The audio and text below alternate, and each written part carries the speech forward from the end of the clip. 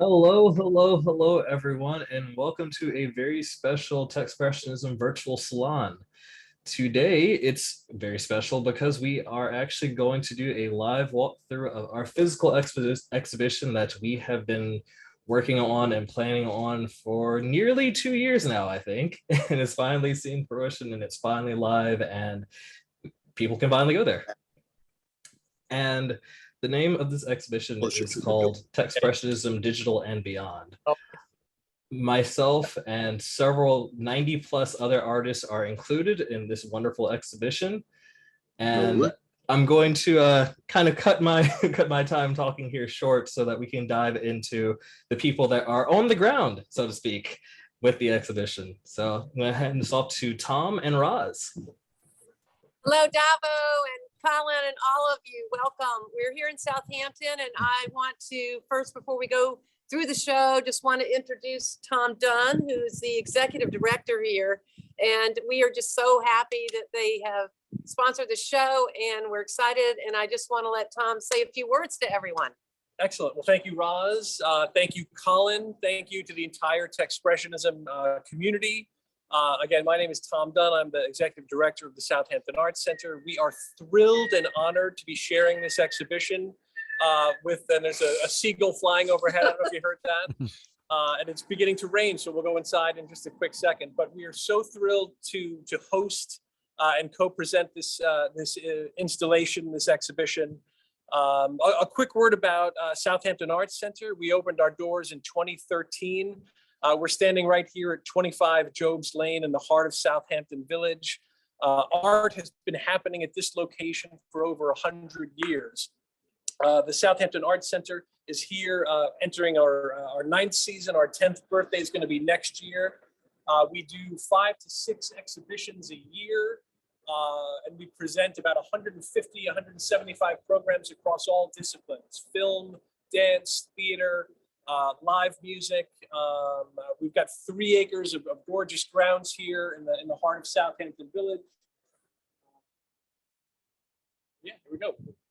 And thanks to James for the quick spin around tour. Yes. I would be remiss to not share with you all, if you are interested in supporting the work that we're doing.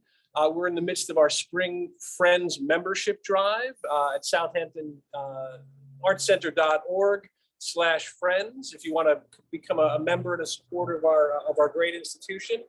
I want to leave it at that. I want to thank Colin sincerely for assembling this beautiful show. So exciting to be connected around the world with 20 countries represented at this exhibition. And with that, I'm going to hand it back to Roz to walk you through the exhibition. And I urge you all to come see us in person here at 25 Jobs Lane in Southampton Village. Thank you guys very much, and have a great tune. I'm going to jump on as I head to my next obligation. Thank you. Thank you so much. Thanks, guys. Thank you, Tom. And there are workshops and other things coming up, so check out their website, because there are going to be walkthroughs and tours and panels and all sorts of things coming up to go along with the show. Here we go.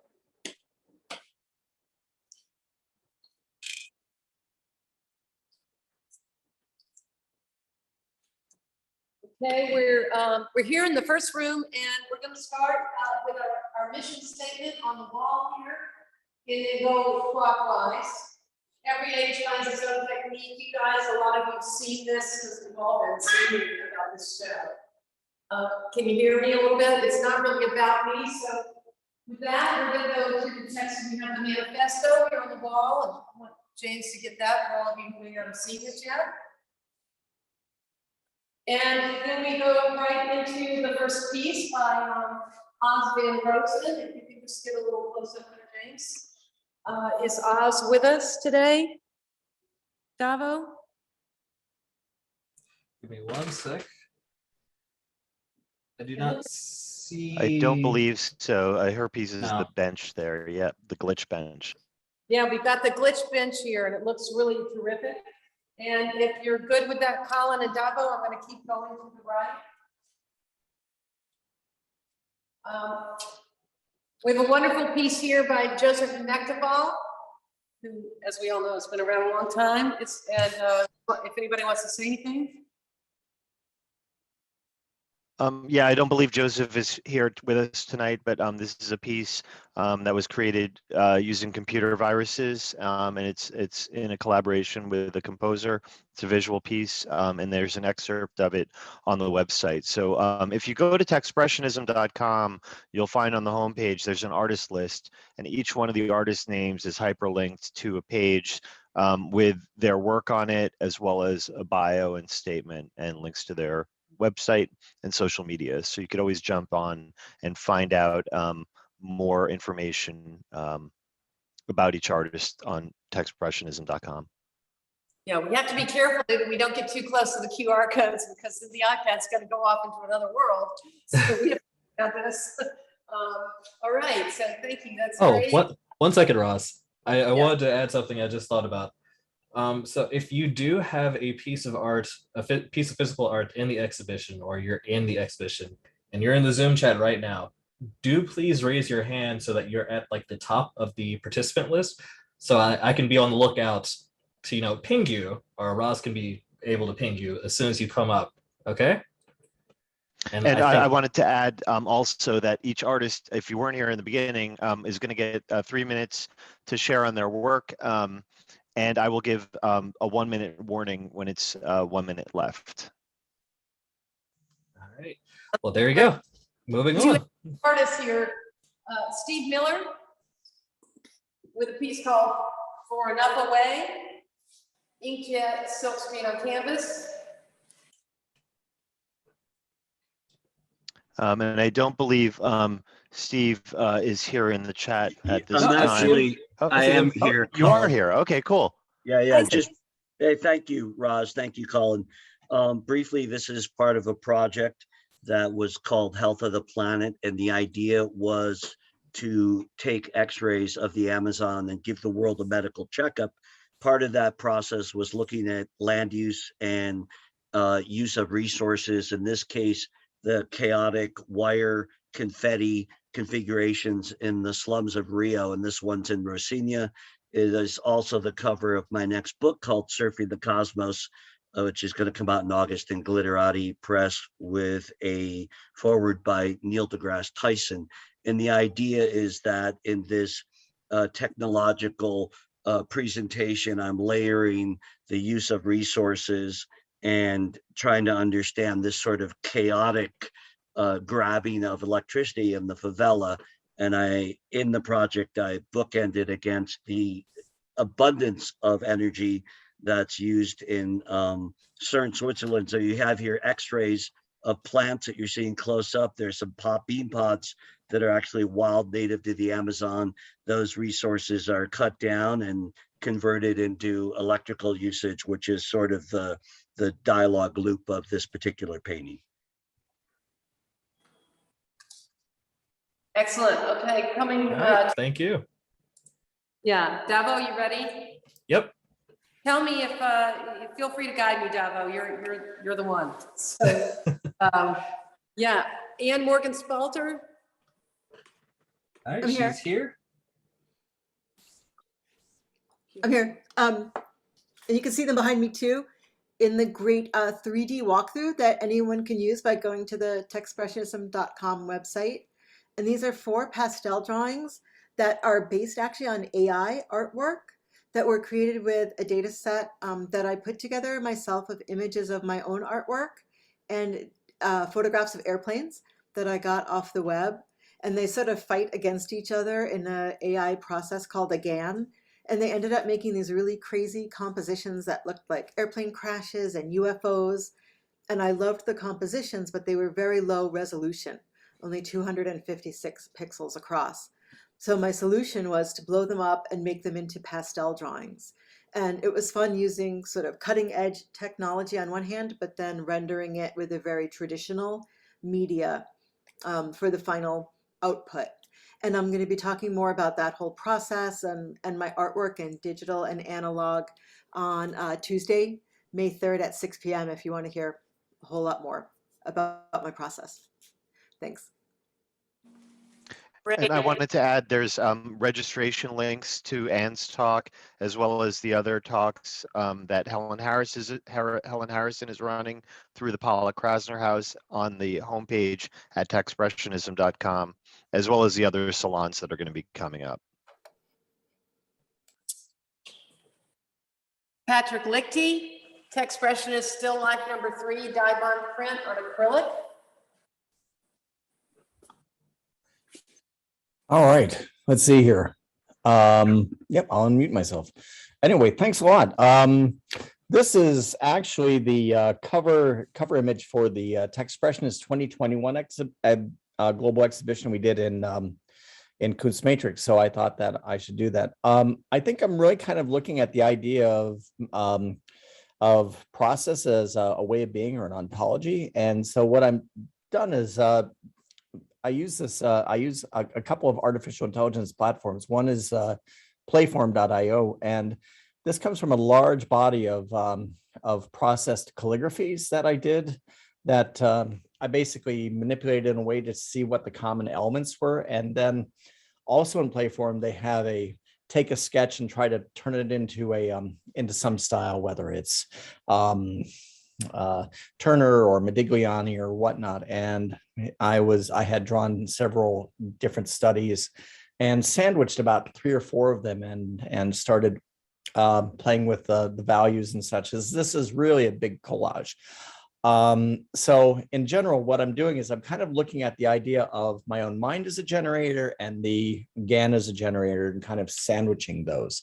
And this is one of 24. And this is the first time that I've put this out in, with metal print and acrylic, and I was very pleased with it. So I was very happy for the exhibition. Next we have Mary. Thank you. Are you ready, Davo? Who's that? Mary Ann Strandel, Mary Ann Strandel. Title Streaming Flowers 2/green acrylic on 3D lenticular media.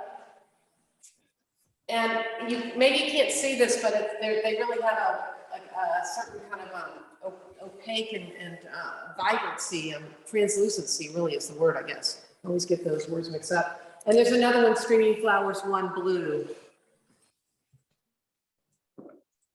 And those pieces are created using basically a lens system that's overlaid on the image to create a 3-dimensional effect. And Marianne recently completed a large lenticular installation for the Uber headquarters. Nice. Excellent. Now we don't, this is a small wall mount here of Susan Anker's pieces that are on the table. We're going to turn around and go to them. They're plaster and resin, and they're part of her Rorschach series. They all have different names here, and they really are a very intriguing collection. And I don't believe Suzanne is here, but I could say a couple words about these because I know the background. To create these, she took the original Rorschach blots and extruded them in a 3D program, a 3D modeling program called Maya, to create molds. And then they were cast in plaster, which are the large white pieces, and then also as bronzes, which are the smaller pieces there. Colin, it's great how much you know about every work. Excellent. Part of the job. Front again, we're going past the front doors, we're going around clockwise in the first room. And we're here at Davos piece. Let's talk about that first, and then Brandon Gellis has a piece underneath. Davos Hopeful Ambition, digital print on metal. Beautiful. Thank you. Tell us. So about this one, this was created in a software called Curator, and it combined 2 very important pieces of mine, as well as emotional states that I was in or currently thinking about, where the first one, Aspire, was kind of the pivotal piece for me that kind of kicked off my current style. Actually, Colin has that piece as a print in his home, in his studio. And the second piece that's kind of inlaid within this is a piece called Falling Hope, which was actually the first piece that Colin saw of mine on Instagram that got me to pretty much join the movement. So it was that piece that was able to kind of bridge the gap between what I was doing and what I want to connect with. And the result was, being hopeful that my efforts and my craft are going to keep going further. So that's the title, Hopeful Ambition.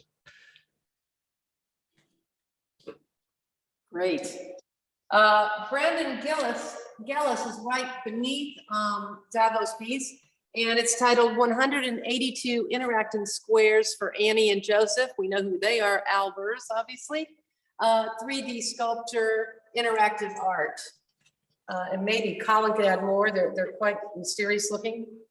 Yeah, I'll just read the little statement that Brandon provided on his artist page. Also paste a link to the artist page in the chat. But what he said about this work was 182 interacting squares for Annie and Joseph is an interactive 3D printed LED sculpture that enables Annie and Joseph Albers to communicate posthumously. As viewers engage with its colorful cubes, representative of Annie and Joseph's critical explorations in color and theory, the work's two cubic sculptures communicate through the language of light and color. The choice of 182 cubes addresses their long lives together and the combined age at which each died. So that's an homage to Joseph Albers, who's a prominent, well-known color theory artist.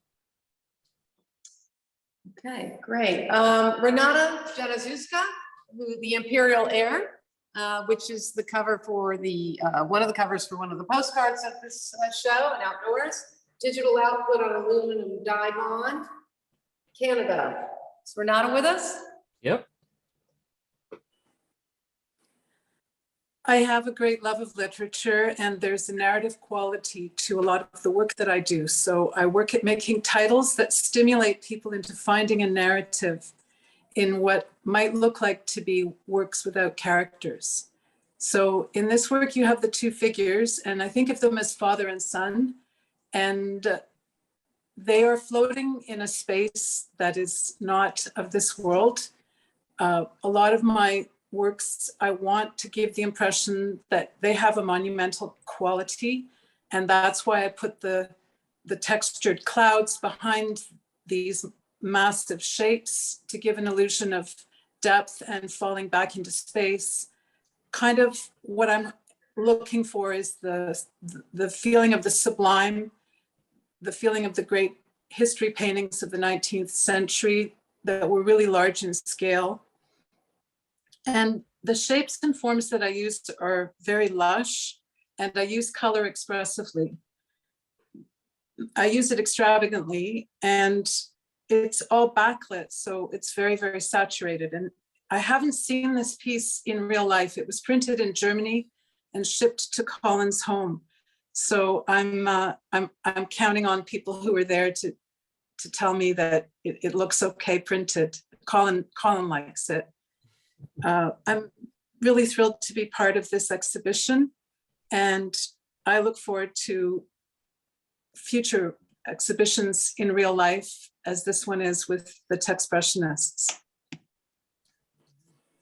Thank you, Renata. And I wanted to make a note also that Renata is one of the founders of the Canadian node of Techspressionist artists, and a bunch of nodes have popped up over the last week or two, notably Canada, France, Germany, and Brazil to join the Iranian node. And it's a very exciting time that these international activities are starting to take place. So it's really cool. Great. The next piece is Tor Borwell. It's titled Flunky Flux. It's a video. United States 2022. And I don't believe Tor is in the Zoom. This piece is also an NFT. It's been minted on Foundation. It was created in Blender, which is an open source 3D rendering application. And Tor is also a high school senior. So I was shown his work by his mother, Christine Schuley, who created the site-specific installation for this exhibition, and was just completely blown away. And I thought, you know, how cool it'd be to include, along with Frank Gillette, who's in his 80s and a video artist as well, an 18-year-old video artist. So here's the future, people.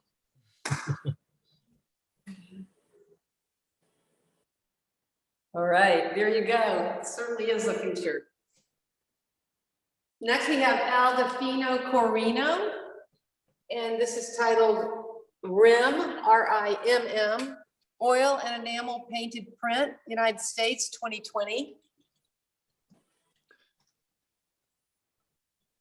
I don't believe they're in attendance from what I can see. Yeah, Adolfino is in New York City, I believe, or based in New York City, and his work, from my understanding, involves painting and then digitally printing the painting after manipulating it, and then painting back into it, and repeating that process multiple times. So it's a combination of digital and traditional media and processes. Great. Next is Sherry Carver. Looking for the Answers, Dye Sublimation Print on Metal, US 2021. Hey, Sherry. Hi, everybody.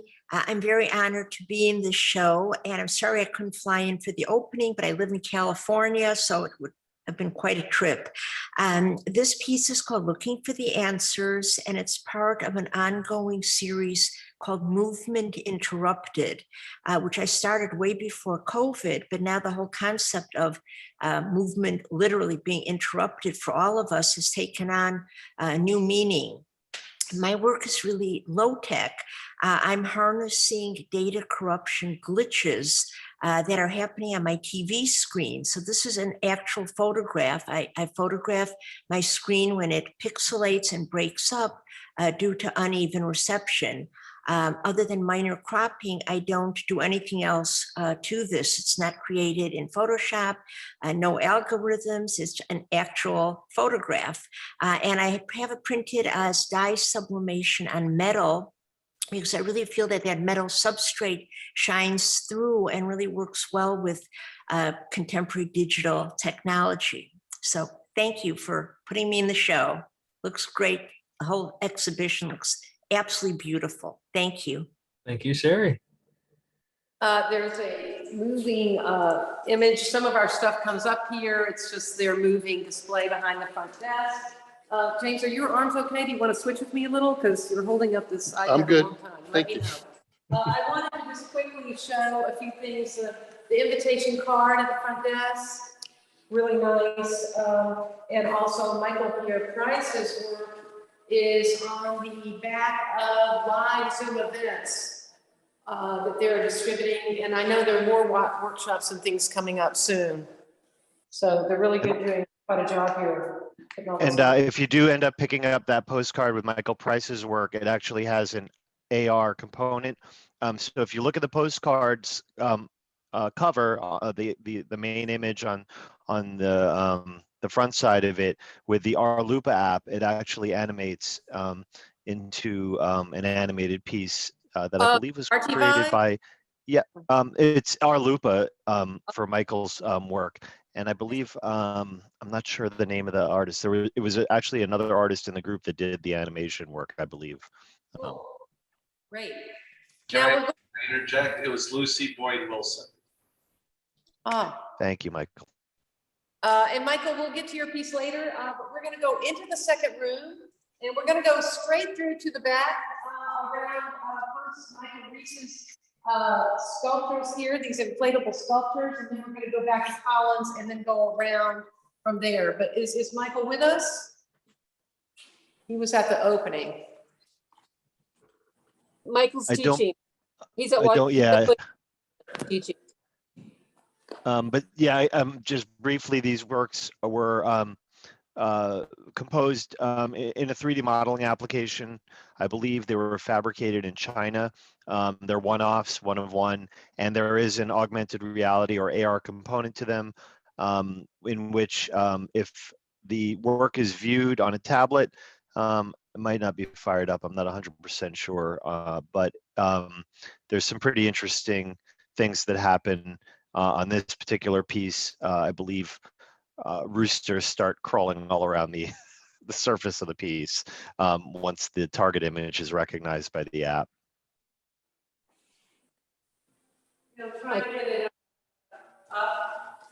Oh, let's see. Colin, do you want me to comment a little on Michael's? Absolutely. So there's both of the inflatables, of course, they both have the augmented reality to them. And he emphasizes the idea of the technologically made representation and the animal representation. So all the ARs have an either an insect or an animal in the AR, which he uses this idea that are commensal, so that each animal that is represented is dependent upon humans and we're dependent upon the animal. That one, like you mentioned, is the rooster. So it's so it goes from drawing to digital to machine tooled to moving image to this relationship to again to nature through the man-made and the human-made and the animal-made. So it's a really nice triad that happens with all the pieces. So and then the other inflatable piece has the AR as a housefly, which is also delightful. Yeah. Awesome. Thanks, Marianne. Yeah, and if you want to, I don't know if you were on earlier when Roz talked about your work, but if you want to say a couple words about your piece, which I can see behind you, you're free to do so. I'm welcome to do so. Thanks, Colin, for saying so. No, I'm late getting on. You can still see. Oh, thanks, Roz. So just briefly, those are two 3D lenticular print media. And they are various depictions of the handmade from oil paintings, from a series of paintings that are based on paintings I did of porcelain flowers from museum collections that started in early pandemic. And I was really sourcing my materials or the subject matter specifically to have a sort of conversation that are these sort of universal representation of the flower. And then I also have layered in there many ink drawings. Of course, they're all virtual because in Lenticular, you work from the photographic image. You take a photographic image or algorithmic image, and those are layered. So the striations and then the depth of what you see as you go further are these very linear drawings of construction sites from Manhattan. So it's another kind of interesting combination of nature, architecture, and then the movement really is activated by the viewer because the whole surface is an optical lens. So they're very playful, and that's all I should say. This in my studio was a proof that I couldn't. This one was rejected for the piece, but yeah. And there's that piece of Colin's. I love that piece. That's such a hot piece, Colin. So we've gone to the end of the second room, and thank you so much, Suzanne. I can't remember everybody's names. Marianne. Yes, and I saw you at the opening. I'm sorry we didn't speak a little more. No, it's yeah. So we're going to the back of the room to this piece. I believe it's Invictus, isn't it, Colin? That piece there is actually, it's called Kneeling Icon, and it is a digital monoprint on vinyl. It's 6 by 8 feet, and it was originally drawn in 2004 in Adobe Illustrator, and is now basically a physical object that is also the trigger for an AR experience. So if this work is viewed through the Arlupa app, the Artivive app, it actually animates and turns into an animated NFT on the wall. and I guess I could share briefly, and it was called Kneeling Icon basically because multiple people, when they looked at it, thought it reminded them of the Virgin Mary, and that was before the work was titled actually. So that's how I settled on that title, Kneeling Icon. Now, will it work when I click at the piece, Colin, or no? Probably have to be standing a certain distance away, right? Yeah. Well, you would need to be looking at it through that Artivive app. I'm not sure if that, if that works. I mean, I could share my screen very briefly, and you could sort of see what it looks like. So this is the NFT series, which is called Metagraphs, and then this is basically what the work looks like. There's actually audio as well. But yeah, and then the two works flanking it, I could share briefly about while you have me on here.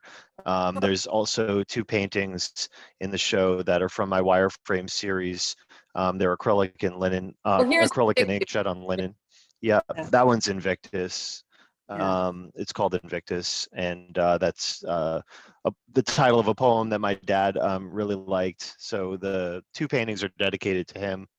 He passed away this past year, and they're just sort of, little snapshots of where my head was at when he was sick. And the other piece on the other side of Kneeling Icon is called Dr. No. That's from the same series. And that was, he and I shared love of James Bond movies. The titles are just sort of stream of consciousness thoughts that came into my head after finishing the work. There's no real literal connection between the paintings and the titles per se, but each one of them is mostly painted with a palette knife, and then I run it through a large format printer, the printer behind me, and then paint back into it multiple times. So sort of continuing the tradition of the pop artists in terms of combining painting and printmaking. Thanks, Colin. And we go on to Paul D. Miller, aka DJ Spooky. Ceteris Paribus, Variant 1, Pointing, United States 2022. And I don't believe Paul is on the Zoom. I know a little bit about this piece. It was produced at a robotics lab in New York City. Let's see. It looks like there's some kind of mathematical equations in the background here. You can see. Yeah, Paul has been working a lot with. He's an artist in residence at Yale right now, so I think a lot of his work deals with sort of algorithms and thinking about how those sorts of mathematical functions might affect society. The painting was actually 3D printed at a lab. It's called Art Matter, actually, the name of the lab, which I believe started out of MIT and then moved to Brooklyn. Great, thank you. Cynthia Beth Rubin, Plankton Universe. It's the top piece, Mixed Media Digital Analog, 2021. And then the second one is Cope Pod in a Red Sea, Mixed Media Digital Analog 2022. And I hope Cynthia is with us tonight. She is. Yes, I'm here. I made it. I'm so excited to be here, especially since, unfortunately, I couldn't come. I had to make a quick change of plans and couldn't come on Saturday. So combining Plankton and Hebrew manuscripts, which are very disparate elements that one would not normally think of putting together. And I'm not sure why I thought of putting them together, except that this is what the digital world does. After I've been digital since the early 80s and packed up my paint in the late 80s, and the idea of combining and recombining things and forcing them to work together or letting them speak to each other and letting the commonalities emerge really is coming together for me. And these two pieces are on paper because they actually mark a return to drawing, but they've been in and out of the computer multiple times, which is what I hear from a lot of other people, that they're using a more traditional medium and then digitizing and back and forth. Obviously, being digital allows me to use complicated motifs from a Hebrew manuscript that was done in Old Cairo in the year 1008. That is more than 1,000 years ago. I don't read the Hebrew, so I've had to rely on another artist friend, Leah Caroline, who I will thank, even though she's not on here right now, for helping me a little bit, guiding me. And I work with the Mendendora Lab at the University of Rhode Island. So I've thrown a net in the water, I've gathered plankton, I've looked at them under the microscope, but I learn a lot more by using the plankton that they're studying, because then I can attend the lab meetings and actually learn the science from them. I recently spoke about these pieces at this series at another show, and the curator for that, Amy Kennedy Levine, came up with this great phrase that these are about the building blocks of life. So the plankton and the Hebrew letters begin to feel the same as you go through this. And plankton are absolutely essential for our existence.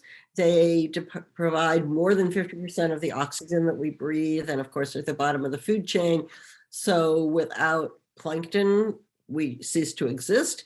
And some of us might feel, I mean, in the general sense, that without a link to history and without some kind of link to what people were doing 1,000 years ago, where are we? So for me, that's kind of what they are, the mysteries there. And I think you can see them a lot better on my website. Unfortunately, they are behind glass. So please look at the website. And thank you again. This is the most exciting show ever for a long time. Well, for a really long time, at least. So thanks. It's code. Thank you, Cynthia. All right. That was put on in what, 1995? Yes. Correct. And there were several other big blockbusters during that time, but not many. Gregory Little, Old Delhi at Dawn, Archival Digital Print, US 2022. And I don't believe Greg Little is here in the Zoom, but Greg was actually my graduate advisor and also the graduate advisor of Patrick Lichty when we were at Bowling Green State University. So we did our MFAs together in computer art, and Greg was our advisor. He has a really interesting background. To me, this piece, I really enjoy looking at it because it really reads like a painting. He did his MFA in painting at Yale, actually, and then got more involved in technology art kind of later on in his practice. So the work, I believe, was originally composed digitally. Then he had laser etched it, I believe, onto a surface, painted into it, and he said, you know, he eventually just completely ended up really executing it as a painting in its topmost layer, but there is sort of an invisible digital hand underneath. Wonderful. They have a whole body of work of, I think it's 12, how many artists? It's 12 artists from different countries that, Colin, maybe you want to speak to this. I can read the labels, but I don't know which way is best with this. Yeah, so maybe, yeah, if you could read them. I know the countries, Sure. I'm not 100% sure of every single artist's name or title offhand, but. So we have Tomas Valdivia, Squared Sun, digital monoprint on aluminum, and I think these are blank in the formation that they're in. Yeah. Brazil, 2018. It's wonderful how international this is. And then we have PLY, Ply 300, Untitled. I guess Ply 300 is the artist's name. Mixed Media, United Kingdom, 2022, right here. Sahar Musavi, who I've certainly seen online. I know some of us have. The Black Heart.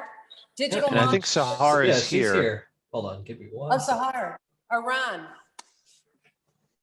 I got you on the spotlight, Sahar. Hello. Hello, everyone. Can you hear me? Hi. Hi, thank you so much, Colin, for the amazing show, and thank you for including me. I'm so honored. Most of my pieces are digital collages, and I use different engines and apps to create them. For this piece, I used 3D Studio Max and some of my long exposure photos of car lights, and I use the same photos, digital photos, and bleach them in bleach program, and then collage them together. And I usually like to have a different texture and material and change them in different apps. For example, in this piece, I really like the long exposure photo that I used. I changed the material when actually I converted it in black and white, and it changed, and I really like the movement and the texture. So that was my piece. And I named it afterwards, after I finished the work. And Sahar, what time is it in Iran right now? It's 2:43 a.m. Well, thank you. I think we need to keep these things in mind. You're welcome. Thank you. Thank you, Roz. Thank you, Nice Sahar. to see you. You're welcome. And the next three are Haide Jamshidi. I hope I'm saying the name correctly. James, can you get on over here so we can just see for a minute? Doing a great job. Digital Art Cinema 4D, Afghanistan. Hi. Hi, I'm Haide Jamshidi, and I made this piece in 2020 when I was in lockdown. So I started to learn new softwares, and I feel I'm in a strange and unfamiliar situation. So I imagined a person that is in a I don't know, planet, in a strange planet, that is seeing a strange and unfamiliar object, and he don't know what is it. Is it man-handed or not? Is a nature object? So yeah, I made it. Sorry about my English. Oh, you're fine. Good. Well, thank you for your contribution to the exhibition. And I love the title of In the Middle of Nowhere. I think we all know how that feels, in the middle of nowhere. And then I'm sorry, I may not say the name correctly, Tikwa or Tikoi Quietenbrouwer. Sticks and Bones, digital monoprint on aluminum, the Netherlands. I do not believe he's here today. Yeah, I don't think Tikoi is here. He was actually one of the first people to really get involved with the group. He was someone whose work I noticed and tagged very early on. And also he has a couple of video pieces in the reel. You could also watch the exhibition reel on the web now. It's on the bottom of Techspressionism.com's homepage, and that also includes all of the time codes, so you can find each artist's work within the reel. The reel is about 1 hour and 10 minutes long. So Tikoi's work is generally portraiture that involves double exposures. Thanks, and Colin. he's based in the Netherlands. Yes, Netherlands. And the next one below it is Elio Ramos Colon from Puerto Rico. Paint Particles, Generative Custom Code.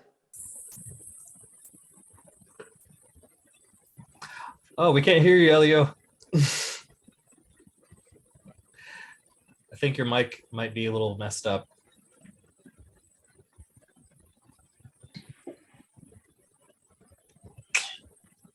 It looks like, I don't know if you're muted or not. He's not, I don't think his mic is connected properly. Okay. What, we can give you a minute and come back. Or someone else can do the description. Oh, wait, we got audio coming through. Oh, good. A little bit, maybe.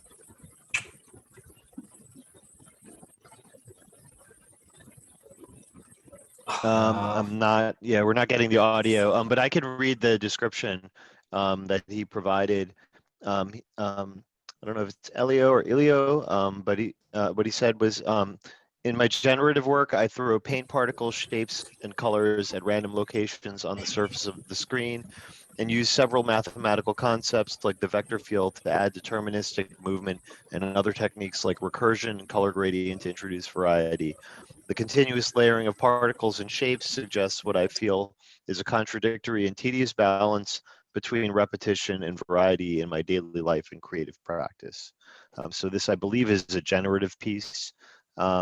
And all of these works in this grid are fabricated on white aluminum. They're 1-of-1 digital monoprints, and they're digitally signed on the back. So basically, when I created this set of works or conceptualized this component of the exhibition, I created a web form in which the artist uploaded high-res images and also digitally signed the work using technology similar to DocuSign.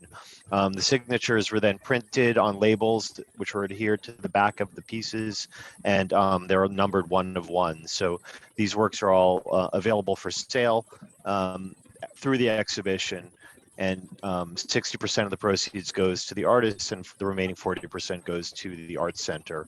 And if anyone's interested in purchasing any of the works in this show, you should go to southamptonartscenter.org. There's a phone number there. There is going to be online purchasing set up shortly. I'm not sure if that's online yet, but you could always call the Arts Center and inquire if there is particular work by any of the international artists or any of the other artists in the exhibition that you're interested in. So there are 15 pieces here. The next in the middle top is Move, called Tear It Apart, digital monoprint on aluminum, and he's from Russia, 2020. And I was in communication with Moon. I believe he might be in the process of leaving Russia at this point.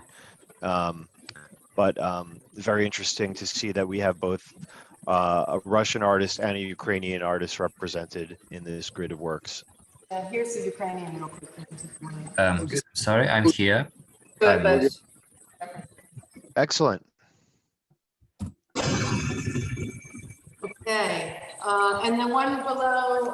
I think we actually have Munth in the Zoom, Roz. If Munth, if you'd like to say a few words. Michael. Hello. Yeah. Hello. Do you hear me? Yep, we hear you. Oh, hello. Thank you for this the chance to take part in such a great exhibition. It is really important for me now. A few words about this work. This is a generative artwork made with software called Touch Designer. The main idea of this is take some chaos, some random movements into the generative composition, and to go beyond some figurative art, and maybe have this futuristic and some alien aesthetic to find something that's more than human aesthetic, and express the some transcendental feeling in this kind of work. Sorry for my bad English. Thank you for this great chance. Thank you. Thank you. Thank you. Thank you for joining us. And you're more than welcome to join in future salons as well. And this goes to anybody who's on this Zoom. They're open to the public, and they're held every 2 weeks on Wednesday evenings at 5:30 Eastern Daylight Time. Thank you. Thank you. And below that, we have Guillermo Arismendi from the Canary Islands. The title is 100921. It's a digital monoprint on aluminum.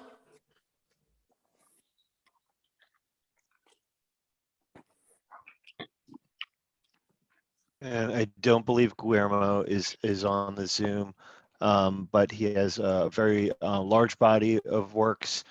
This work particularly spoke to me in the context of abstract expressionism and that sort of visual language. Really interesting artist. You should definitely check his work out. And I just pasted a link in the chat there. I believe they're all composed completely digitally. Cool. And we have Lucy Kralikova, Grandpa's Watch, Inherited, Digital Collage, Czech Republic, 2020. Hi, thank you once again for having me at the exhibition. This one is a digital graphic I did inspired by a period of my life when I suffered from eating disorders. This is basically a collage, which is composed of photos of my personal belongings. As the name of this set, it's for example, my grandpa's watch.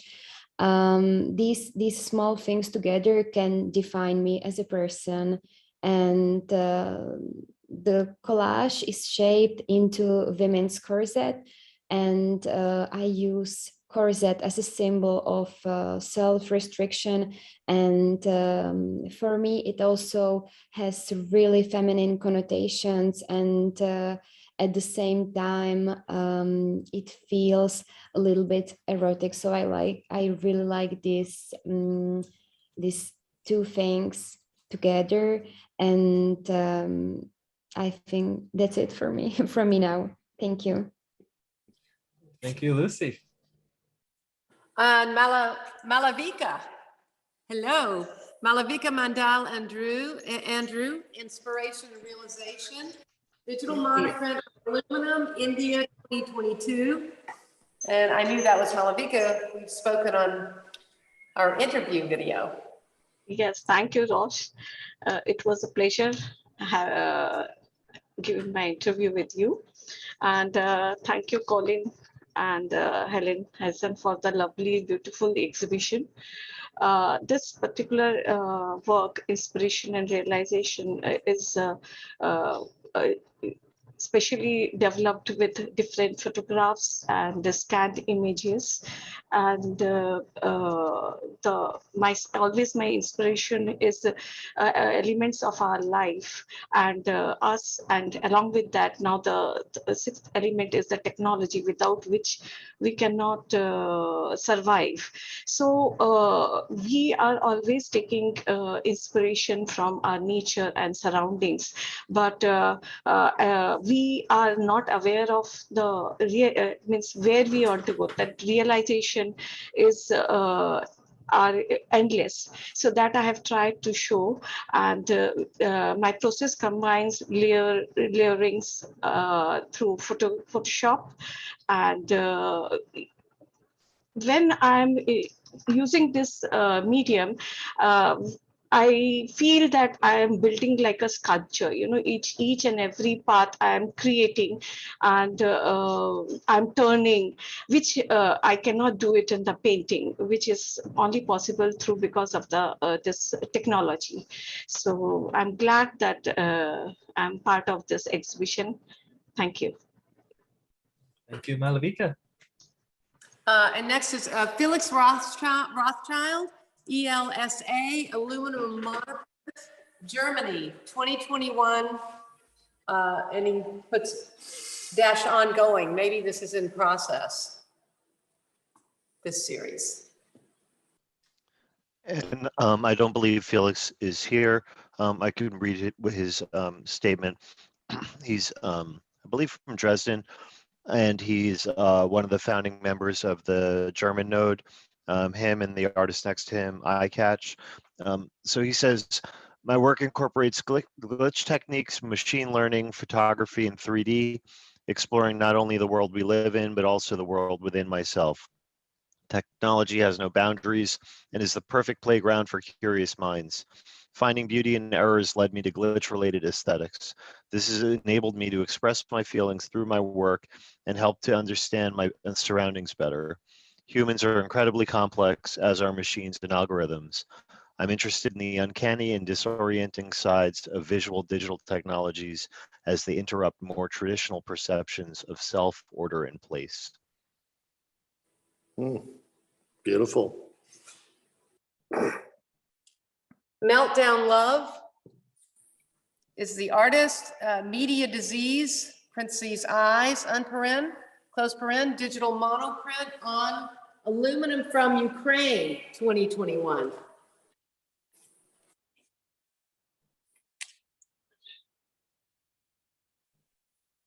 And Meltdown Love is not, I believe, in the Zoom. He also goes by Demian Ferry or Furley, I believe. And what he says about this piece is, this is a work from my Media Disease series.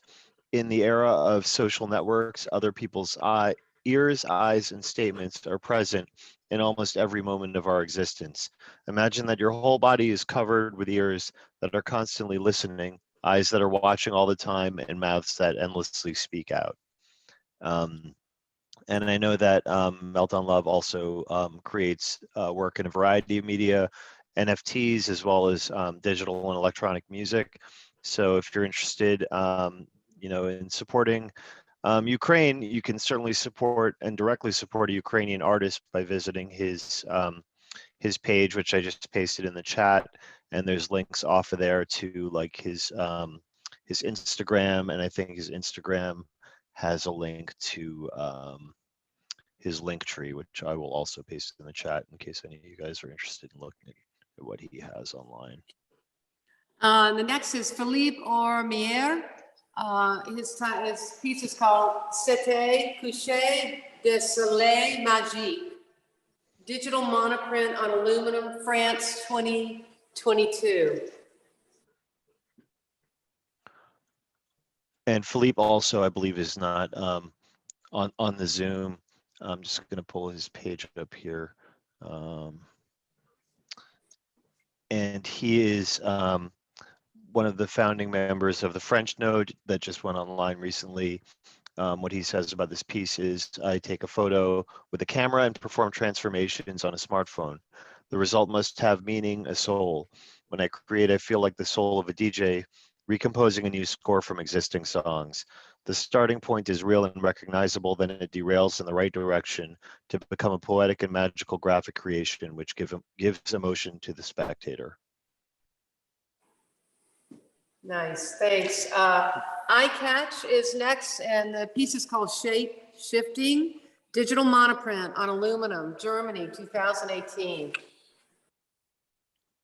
And I don't believe iCatch is on the Zoom either. I'm just going to pull up her link here. And this piece in particular, I think was one of the ones, the early ones that I shared to the Techspressionism Instagram. Definitely caught my eye as far as the treatment goes. It really feels like Cubist work to me, but with the digital sort of flavor to it. Very cool. And she's a co-founder of the German node along with Felix. Great. And the final piece in the bottom right is Alessio Sagna, Geometric Tales, digital art from Italy, created in 2021. And Alessio, I think, also is not here. What he said about it is the work represents a complex plane of geometric shapes that undergoes a fluid shift. This results in a contrast between form and movement, an altered perception of the usual patterns from a different point of view. All right, great. That's a really powerful block of work, and I think James has captured the whole thing. Maybe one last look from here just to see all of them together. They really have a nice dynamic tension. Beautifully curated. Next is Osman Rosen, who I believe we saw her bench in the front room. Power of Beauty and Youth, Mixed Media, United States, 2021. And Oz, I do not believe is in the Zoom. I'm going to paste a link in the chat to her page, and you guys could, find all of these links off of Techspressionism.com's homepage, the artist list. Oz is one of the founding members of Techspressionism in the sense that she was at the very first salon.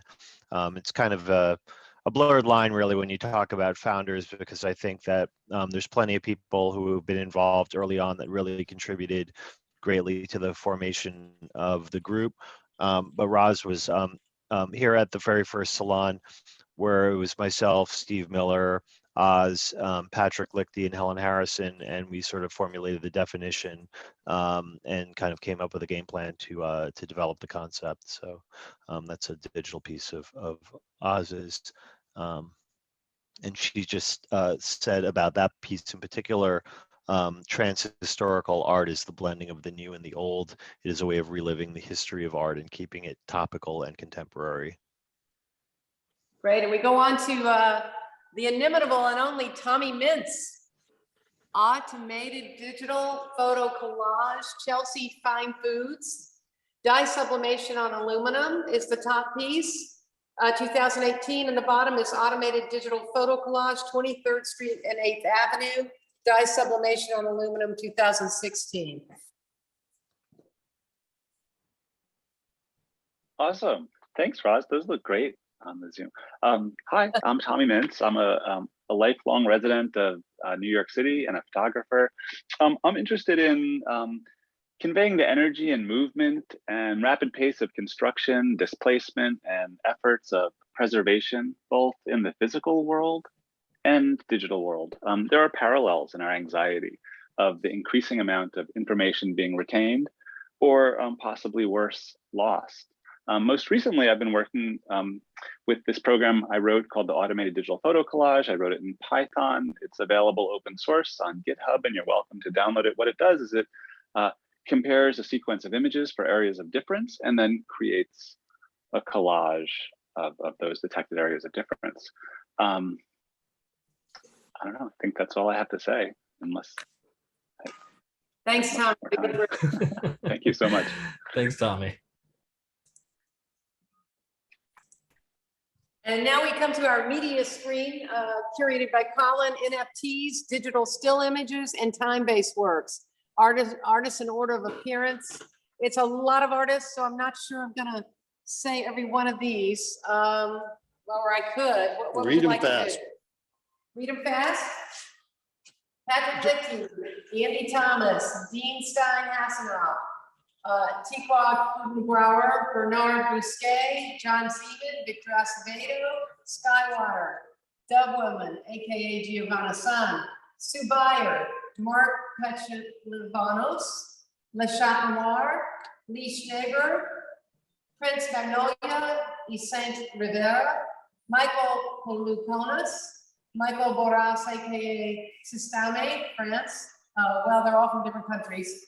Sean, let's see. Yes, Sean Myth, Stephanie Sidney, Nesrin Solimé, Karen LaFleur, Randy Musushevitz, Janice Brandenburg Lee, Tim1023X, Jan Swinburne, Frederick Pons, Diana Diavola, Lee Day, Susan Huang, Nina Sobel, Dana Jones, N3T4, Sanjin Lee, Cynthia DiDonato, Reese Schroeder, Sarah Song, and Andy Weldon, and Colin Goldberg.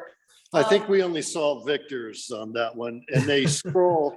Should we stay here, Colin, or go around?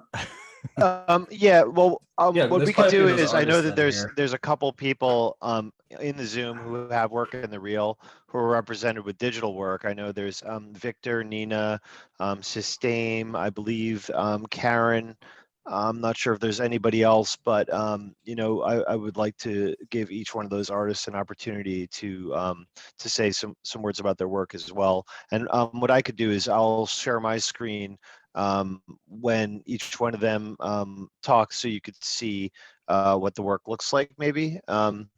So would any of you guys like to go first, or I don't know if I missed anybody? Anybody that's in the reel, I'm not sure if you came in later, but please do raise your hand if you're included in this, so that we can see you and make sure that we try to get to you.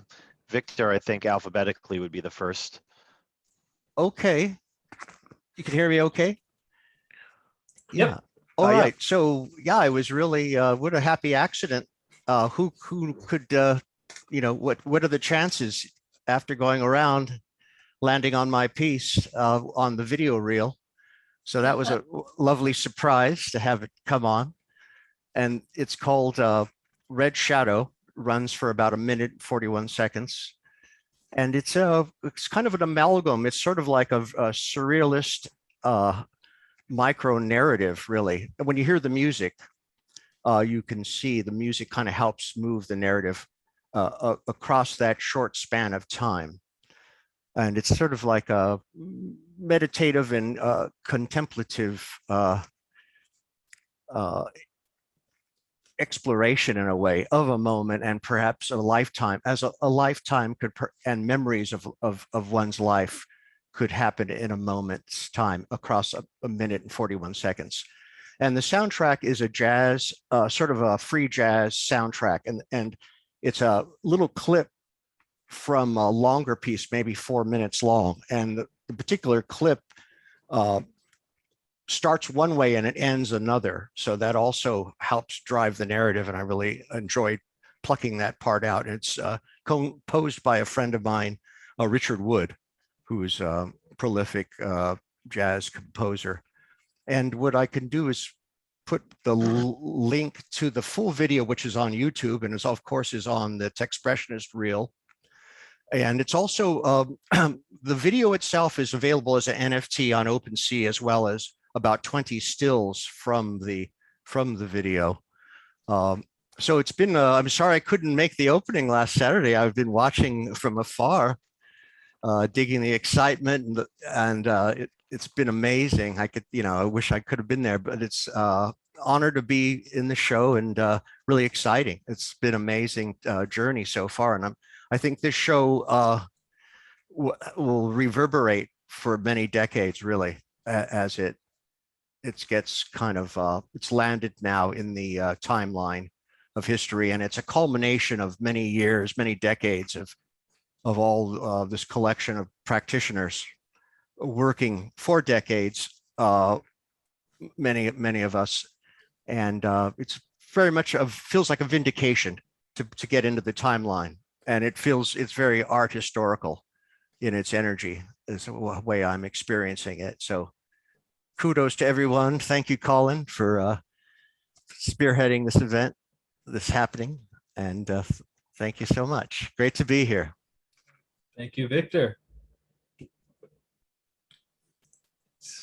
Maybe Karen, are you, Karen's here, right? Yes, I'm here. Put my hand down for a second. First of all, so honored to be in this exhibit with everyone and the efforts that everyone has put together to make the show possible. The artwork that you're seeing here is an animation. And you're seeing it about halfway through. It's about 55 seconds. I start with intuitive hand drawings, and then from there it goes into the computer to Photoshop, where they're painted and expanded. And then from there, they go into motion for more expansion and drawing, and then movement. And from there, they go into Final Cut. So it really goes from the intuitive hand right through technology in my work. I often work with a musician, Nancy Tucker. There's no sound in this particular animation, but most of mine do have music to them. My artwork in general deals with the synergy of interior worlds and exterior worlds and how they have the synergy between them and how each is expressed, which segues to Techspressionism beautifully in terms of using technology to delve deeper into those emotional or synergy experiences and express it deeply through technology. And the other thing I want to say about this exhibit is the dimensions that this exhibit can be experienced by. So there's the physical show, there's the artist's reel, there's 3D walkthroughs, and each one of these experiences lets you explore the artwork in depth and from different creative and experiential angles. So thank you everyone for putting this together. Honored to be here. Thank you so much, Karen. Nina Sobel, would you like to speak a little bit about your work in the reel? Maybe we get, but Nina's coming up later, but go ahead. You're muted. There we go. Hi, I'll just read, hi, Roz. Hi. Hey. Hi. Hi. I'll just read what it says. Persistent visions is expressionistically submerged immersion of emotion, motioning expressions of time immemorial, moving slowly at first with almost lowing sounds. The subtle colors flow like falling mist across the moody sky, then enter into a vortex of spatial unknowns, fusing physical and digital. Angelic figures emerge, beckoning us to experience their musings of beyond, to sense the music and the turbulent explosion of form. Yeah. Great. Yeah. Thank you. I'm going to be talking more later, so I'll give somebody else time now to talk. Colin, should we move on, or is there more artists? Thanks, Nina. Yeah, I think there might be just one more, System, who's in the chat. He had said that he doesn't have audio. That's mine, by the way. So, what's that? That's mine. That was mine.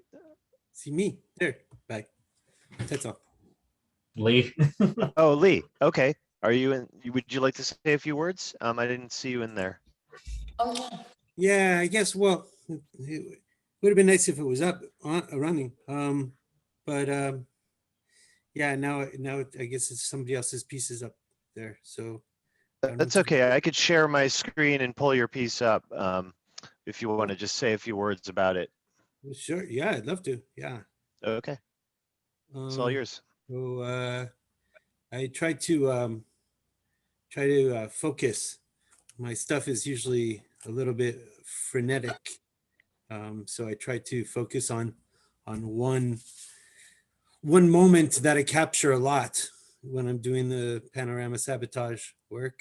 Because these are all sort of analog manipulations of the panorama algorithm that unfortunately they considered this a bug and they fixed it in the iPhone 15.3. I begged them to not do it. So now I've been collecting all these old iPhones. So I got an iPhone 7 now. I got another iPhone 4 coming. Just collecting all the ones that I can from anything before the 1.5. And ironic, it doesn't work with the Android panorama. I have a friend who's developing a new kind of camera, and I begged him, and he's very excited about trying to have an algorithm for panoramas that laces the images in a similar way to what iPhone was doing. But since the iPhone 4, there's been a lot of people who've been manipulating the algorithm in analog ways with a jitters or sort of like a taffy pull with the phone while you're doing while going into the panorama mode, or sort of different ways to turn on a 1 minute. Well, so it's just manipulating the image. And what I did was for this video, I just wanted to focus on one moment, which was sort of sunrise and golden hour. So I guess that's it. Thanks. Thanks for being in this, letting me be in the show. Really appreciate it. Thanks, Lee. Anybody else in the video, Colin?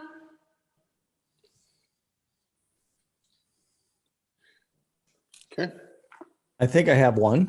Roz, I'm in the video, but I'm also in Tech Fem, so I could wait and let someone else speak today. Yeah. Oh, who is this speaking? This is Cynthia Di Donato. Oh, hi, Cynthia. No, go ahead and say a few things. We'll just, yeah, that's 2 weeks away, and that's very, very kind. But I think go ahead and say a few things. But I think that's very considerate. Colin, can you bring her up? Or maybe I can on my phone.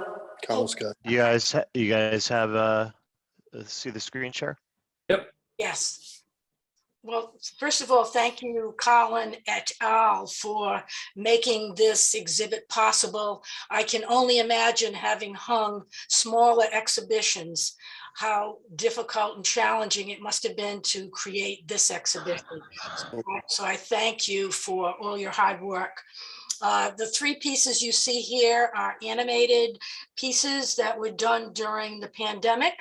And I am interested in the fleeting and illusory quality of time in the universe, whether the time is moving forward or it's moving round and round. And indeed, there's even talk of perhaps it can move backward.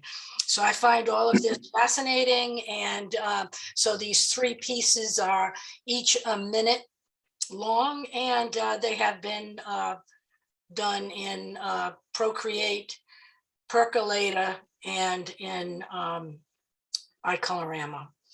Thank you. Thank you, Cynthia. So, Colin, could I make a brief statement? Sure. who are we? Lee.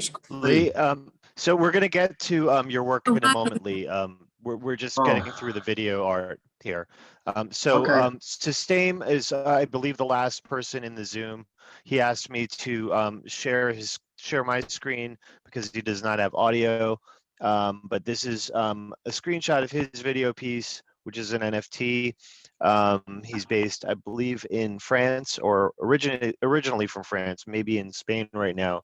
But he is in the Zoom, and I will share a link to his work in the chat. And I think, we probably are going to go a little bit past 7, but given, the sort of nature of this particular salon, I think that's probably fine. Yep. And Lee, you will definitely get a chance to share once Roz comes around to your piece, which is in this room. Great. Now we are rounding the corner here, the second room, and we're looking at Lovid's Pop Fly on the left-hand side of the door. And I believe this is a 2 artists, isn't it? Or is it 1, Lovid? Yes, it's I believe it's a husband and wife team, Lovid. And I don't know that either of them are here right now, but I will read the statement. Lovid is known for employing analog video as the source of their visual output with snared electric energy.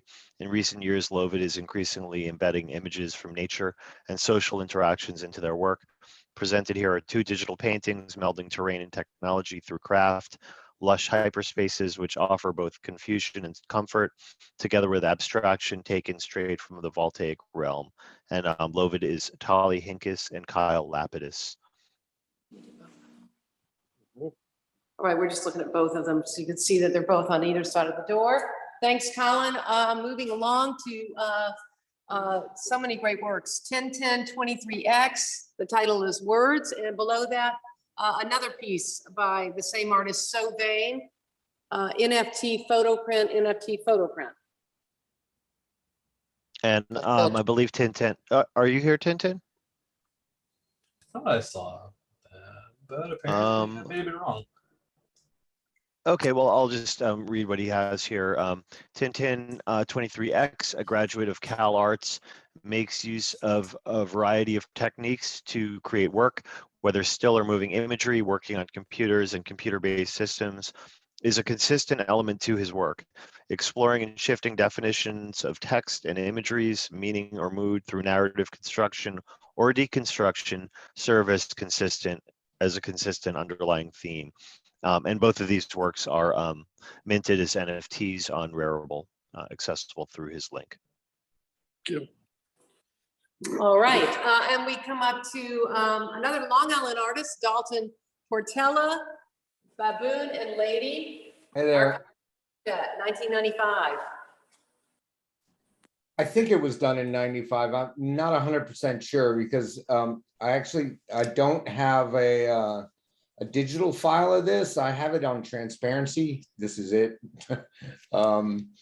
And I kind of got in the show late, and I just showed Colin some of the stuff that I had framed years and years ago, and he picked that one.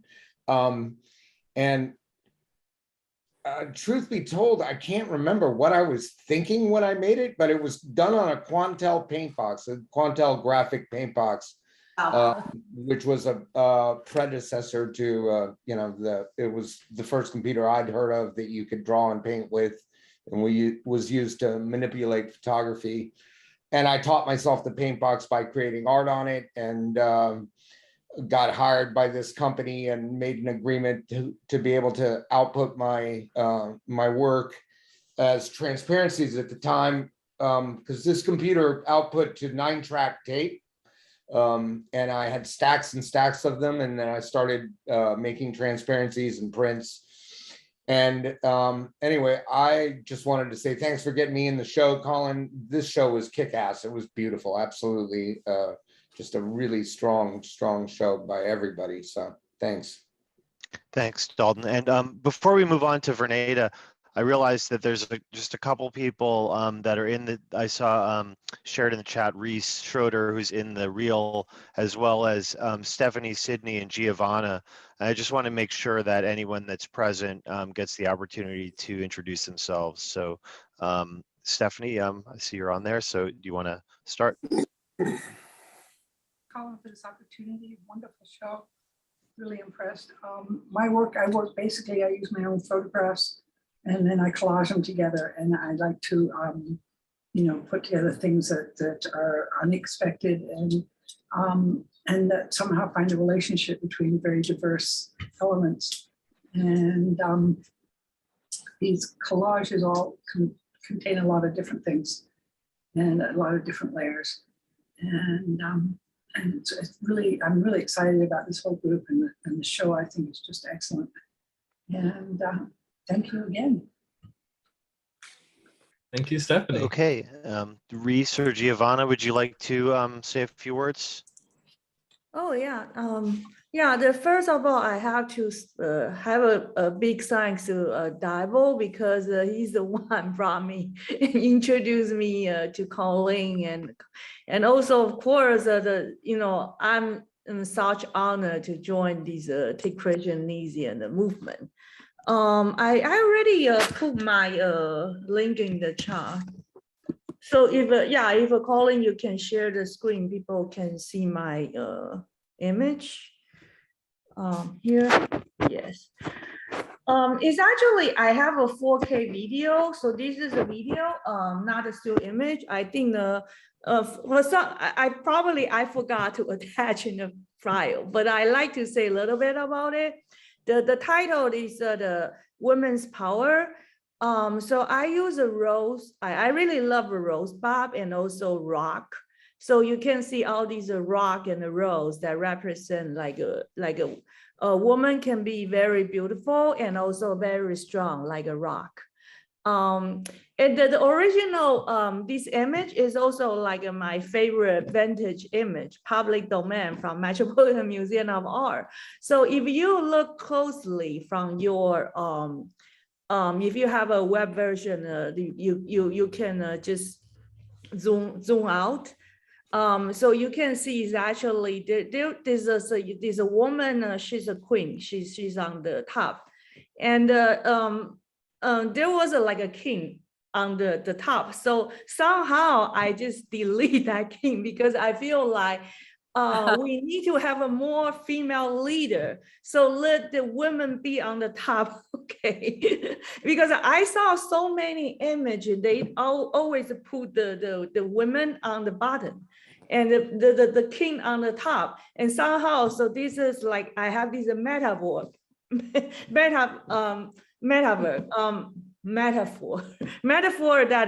how about we let women on the top? So that's why and this is also a tribute to the International Women's Month last month, March.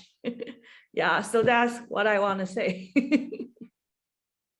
Thanks. And then I believe Reese Schroeder is the last person who is in the chat who has work in the reel. So I just wanted to give Reese the opportunity to say a few words if he'd like. And I'll pull his work up as well. Reese, are you still in the chat? Yeah, I was trying to find him. While you're looking, we're looking at Randy Mudashevitz, just to name what's on the screen.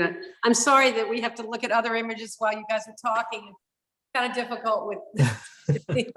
So this is Reese. He was just in the chat, but Yeah. he might have left.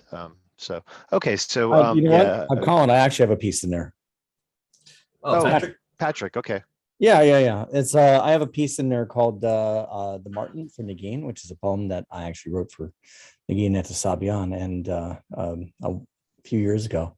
And so it's basically there's several types of generative adversarial networks or machine learning systems. And what I did is that I basically took stanzas of the poem and put them into the system, and this is what it generated. And I didn't put any text over it. And the background music is actually one of the first musical tracks I've published in probably about 10 years. So, and it's all my own work. Okay. Thank you, Patrick. So now we're moving across in the second room to Verneda Lights, her piece called Falling, very dramatic photo montage. Is Verneda with us? Yes, I'm here. She is. Can you hear me? Yes. Yeah, that's great. I'm going to pull you up in 1 second. There we go. Yes. Hello, everyone. It's my pleasure to be here this evening, and I certainly did enjoy being able to attend the exhibit live in Southampton. And Colin, congratulations on doing a spectacular job. It was just amazing, a massive, massive undertaking, and it's an honor to be here to represent my work. This piece is titled Falling, and it is a photo montage that is a self-portrait.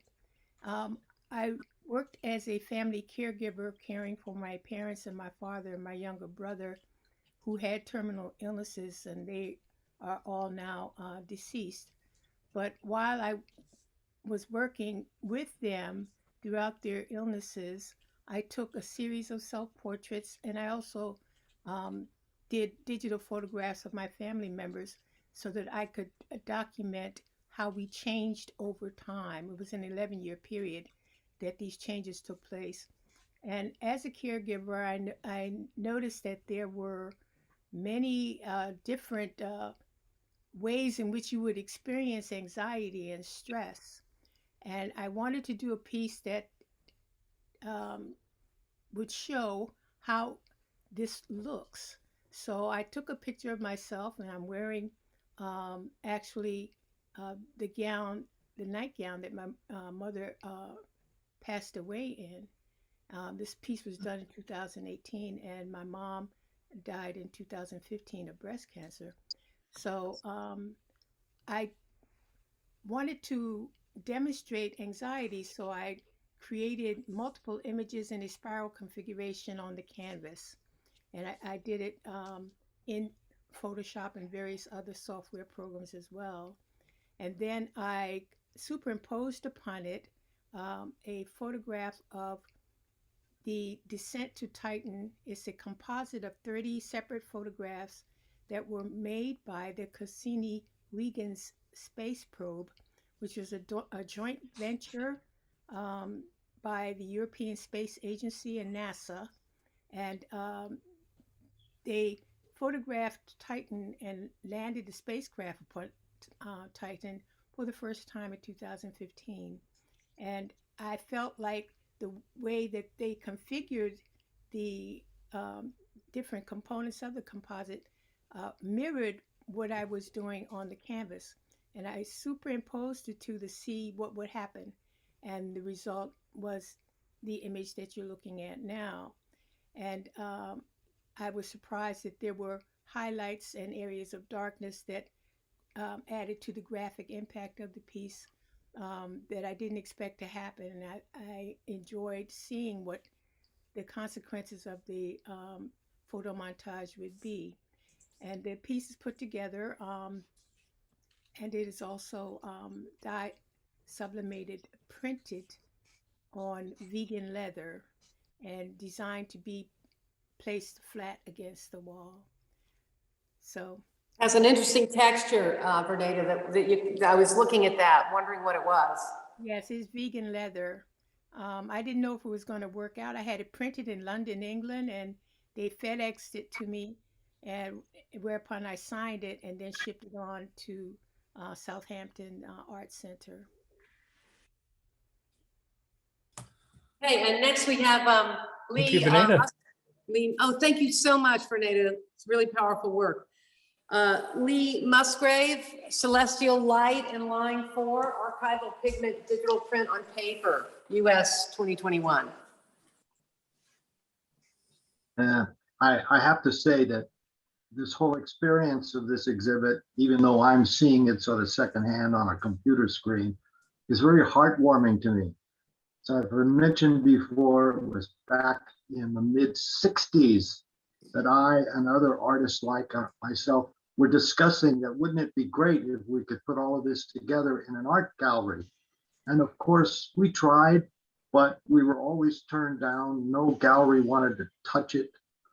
Then in 1972, several of us were invited to Walt Disney's Imagineering division, where they had it all, just like you have. They had it all on display in this big building. It was wonderful.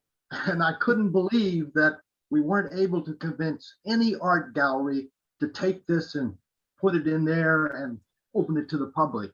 The nearest came with Art and Technology at the County Art Museum. That was close. It wasn't just computer, though. It was all sorts of technology, but it was close. In 1993, I was able to put a small exhibit in one of the LA County regional galleries that the LA Times graciously agreed to write a review of, which was wonderful, but it still didn't approach this. This is the best presentation I've seen yet in a real art gallery of what is the potential for this approach to making artwork. And I really appreciate being in it. Thank you. And you know, really, actually, it's more, it was the former Parish Art Museum, and so it really is a museum situation here. Thanks. Thank you so Carter much. High charged free fall, oil acrylic on canvas, United States 2020. Is Carter with us? Does not look like Carter's with us. So I'll just read briefly Carter's statement. I think Carter's not in the Zoom, but I've known Carter for quite some time. I organized a show back in around 2000 when I was living in downtown New York, and she was part of that exhibition. And it's really cool to have her included here as well. She says about these paintings, fusing physics, digital technology, and painting, I simulate atomic particle collisions to create hyper-energetic compositions. Thousands of vibrantly hued particles explode and implode in a state of flux, conjuring falls, explosions, or volcanoes. An exploration of instability and uncertainty, this work alludes not only to the behavior of atomic particles, but to emotional states of tumult, tension, and unease. So here's another example of work that was most likely composed digitally, but executed by hand as an oil painting, which I think is really interesting. Quick aside, I don't think I gave the title of Michael Reese's because I didn't see his label. It says Synth Cell 009, String Thing Rooster. Love that title. Inflated pop polyvinyl tablet artist, authored at 120 by 120 by 120, 2018. Just want to give them title of this piece. Moving on, we are, thank you very much. Diana Marcella, A Star is Born, Digital on Aluminum, 2022. Is Diana with us? Let me see. It does not appear that she is. Sure. We may have to go. So I will.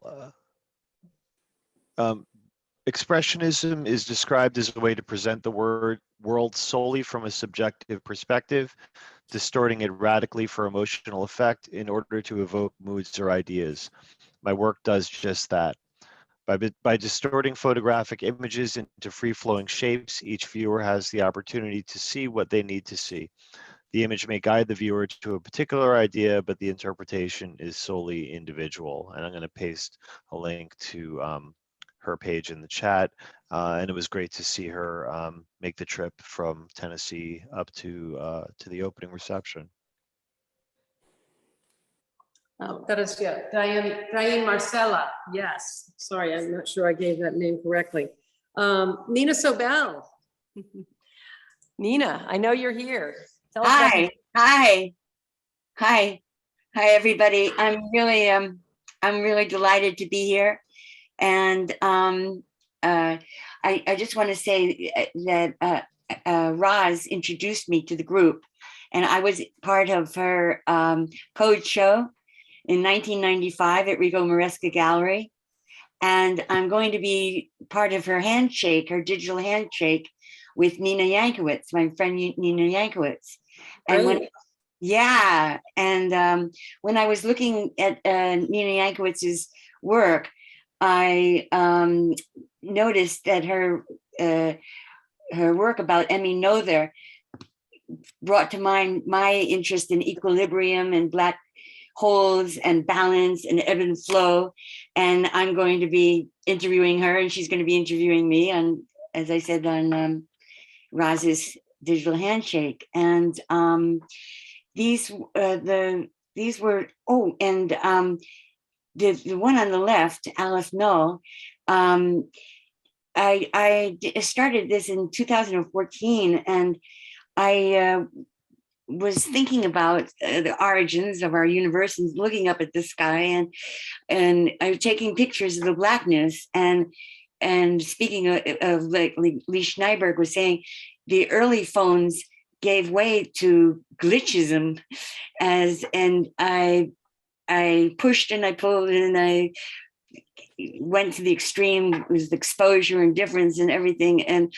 And I was excited to see these images be revealed from the blackness of the night that I was taking photographs of.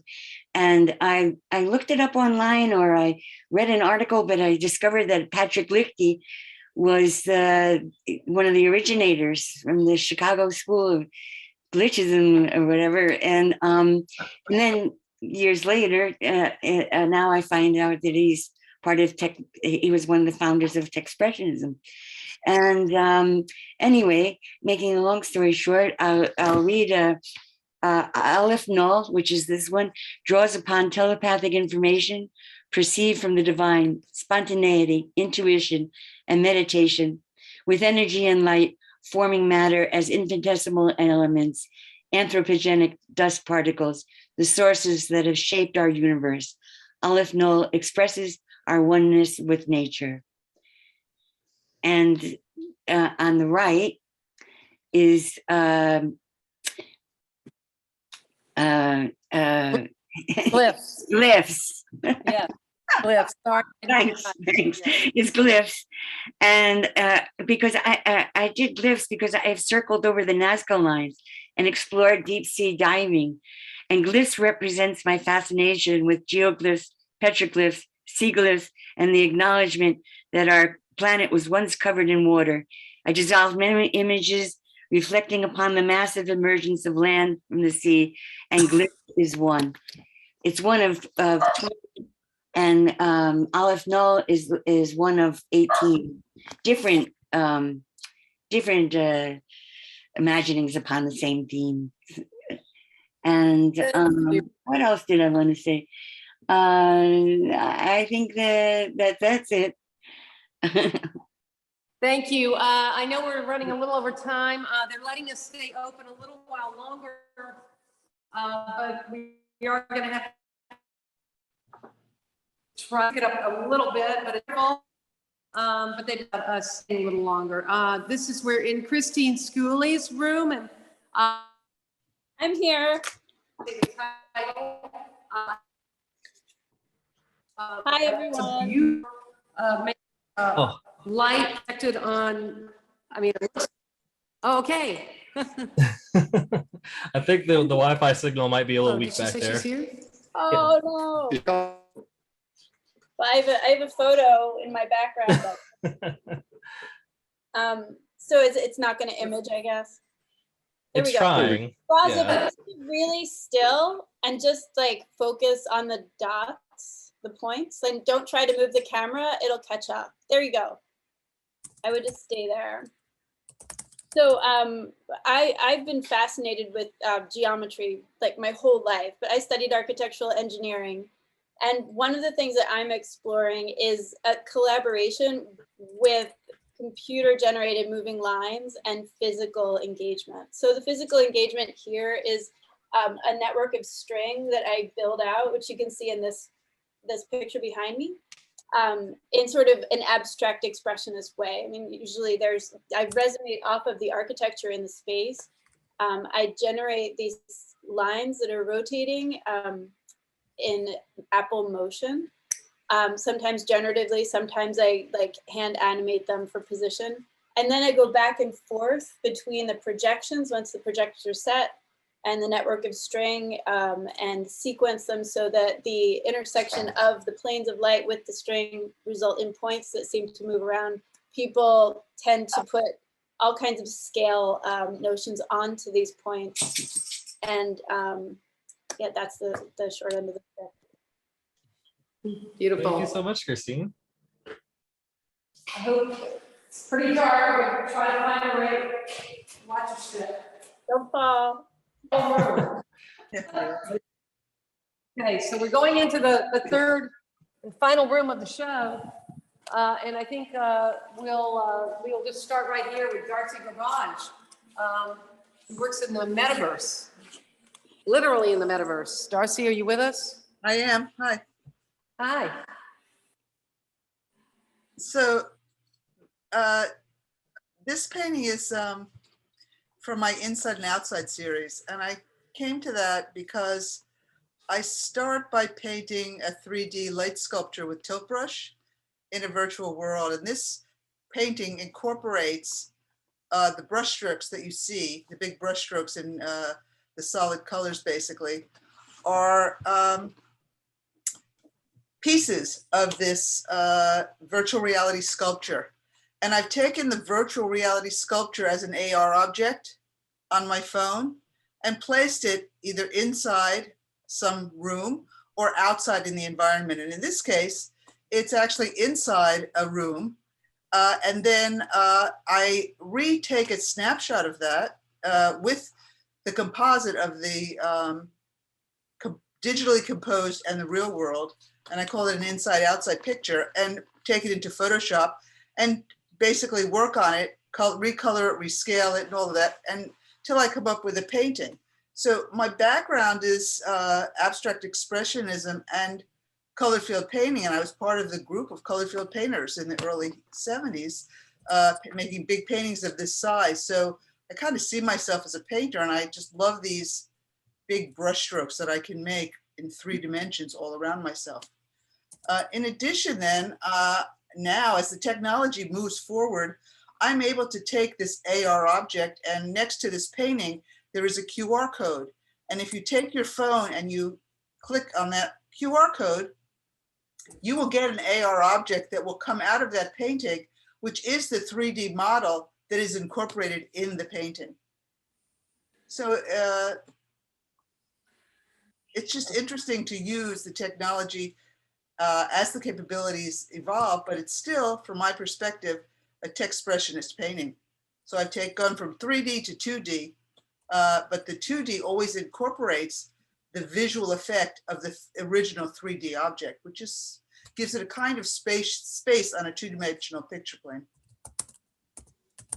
All right, I know that Nagine's on the left, and I don't know if she's still with us, but she is coming in from Iran.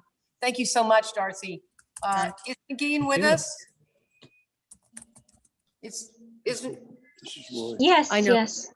I just quickly, because she's in Iran, and I know that other people from other countries, but I thought, Nagine, real quickly before we go to Roy, if you're not asleep yet. Thank you so much. Yeah, that's nearly 4 a.m. now. Yes. And I'm sure So maybe. hello, everyone.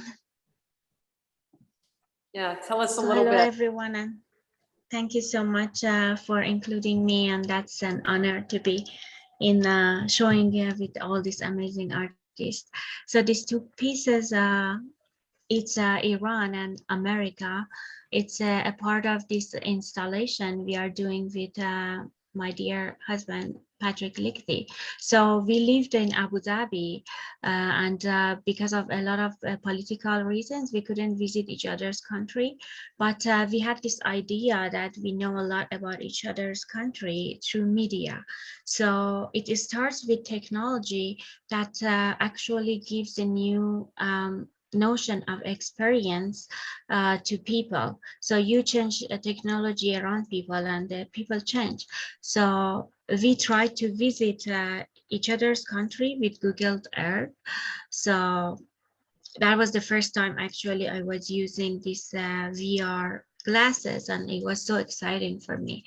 So we went all around this cities that he was living and working, and his childhood house is there, the one, and all these experiences I had with this VR alongside with all the information I think I have from America through media, cinema, literature, philosophy, whatever you read about a country and a culture, because we somehow raised on these movies and cartoons and cinema and like satellite programs.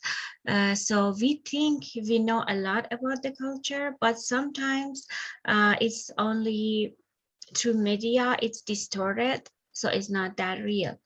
Also, the other way, he tried to visit Iran through Google Earth, but because of the limitations, there were no 3D photography there, so it was all flat.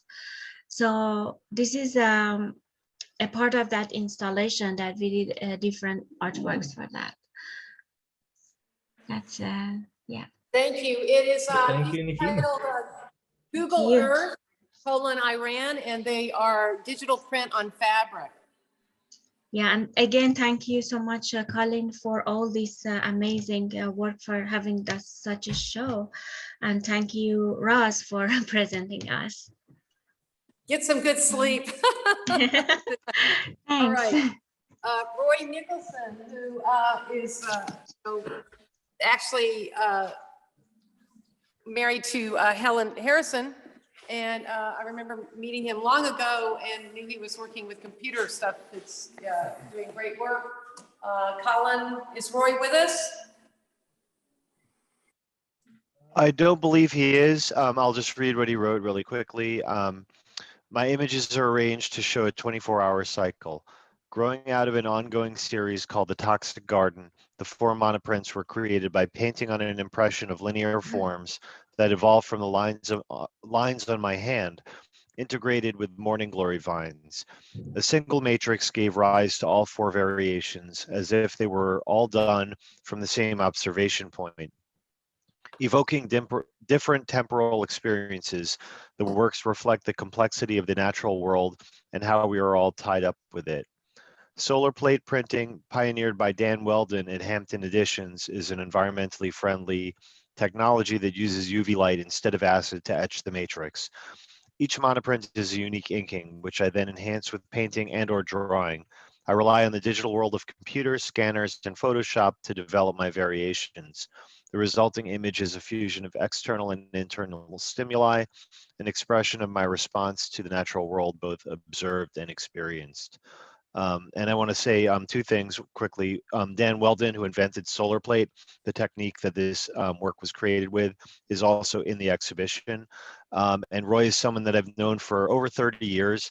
He introduced me to Steve Miller when I was an undergraduate student. That was through an internship where Roy was the co-op chair at Long Island University, and he connected me to Steve as a studio assistantship through LIU.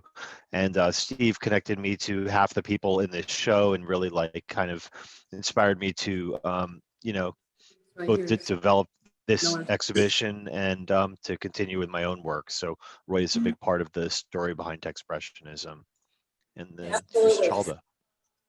Chaldra, my love, I know I've seen you there. Hi. Tell us a bit about these works: chimes, drum beat, and ricochet mounted pigment on mounted pigment print.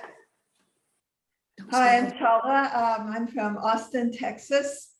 I've had an interest in digital art since the 70s, like a lot of people here. And I've been working exclusively in the digital medium for over 20 years. So I'm really excited to be here. The principal emotion I'm trying to convey with all of my work is optimism.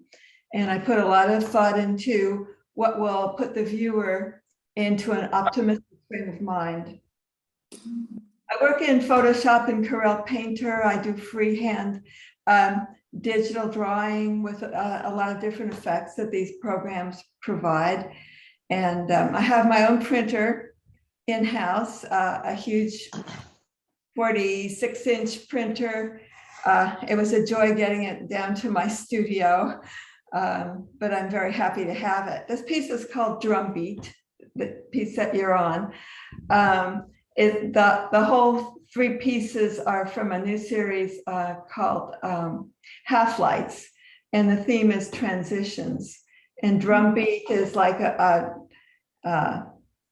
ritual that would come with maybe the passing of seasons, joyful, and I convey it with a repetition of shapes and then a very shimmering surface. You can see a lot of the artworks have splatter, which is a technique that I've enjoyed using in many media, aquatint, oils, acrylics, and it kind of looks like I took a loaded paintbrush and shook it against the canvas, but of course it's a digital, so I have complete control over where all the dot forms go. And I think it gives the artwork a very immediate feeling, like a passing moment in time, uplifting the viewer, feeling like there's a moment, it's going to be different just the next moment. So to appreciate this particular moment. A lot of people ask me why I use this splatter, and I ask them to imagine the piece without it, and they seem to immediately understand. My aesthetics, I use a lot of transparencies, which I believe kind of draw the viewer in, and I try and work for spatial ambiguity, where at one part of the painting you can't exactly tell where you are relative to the other part.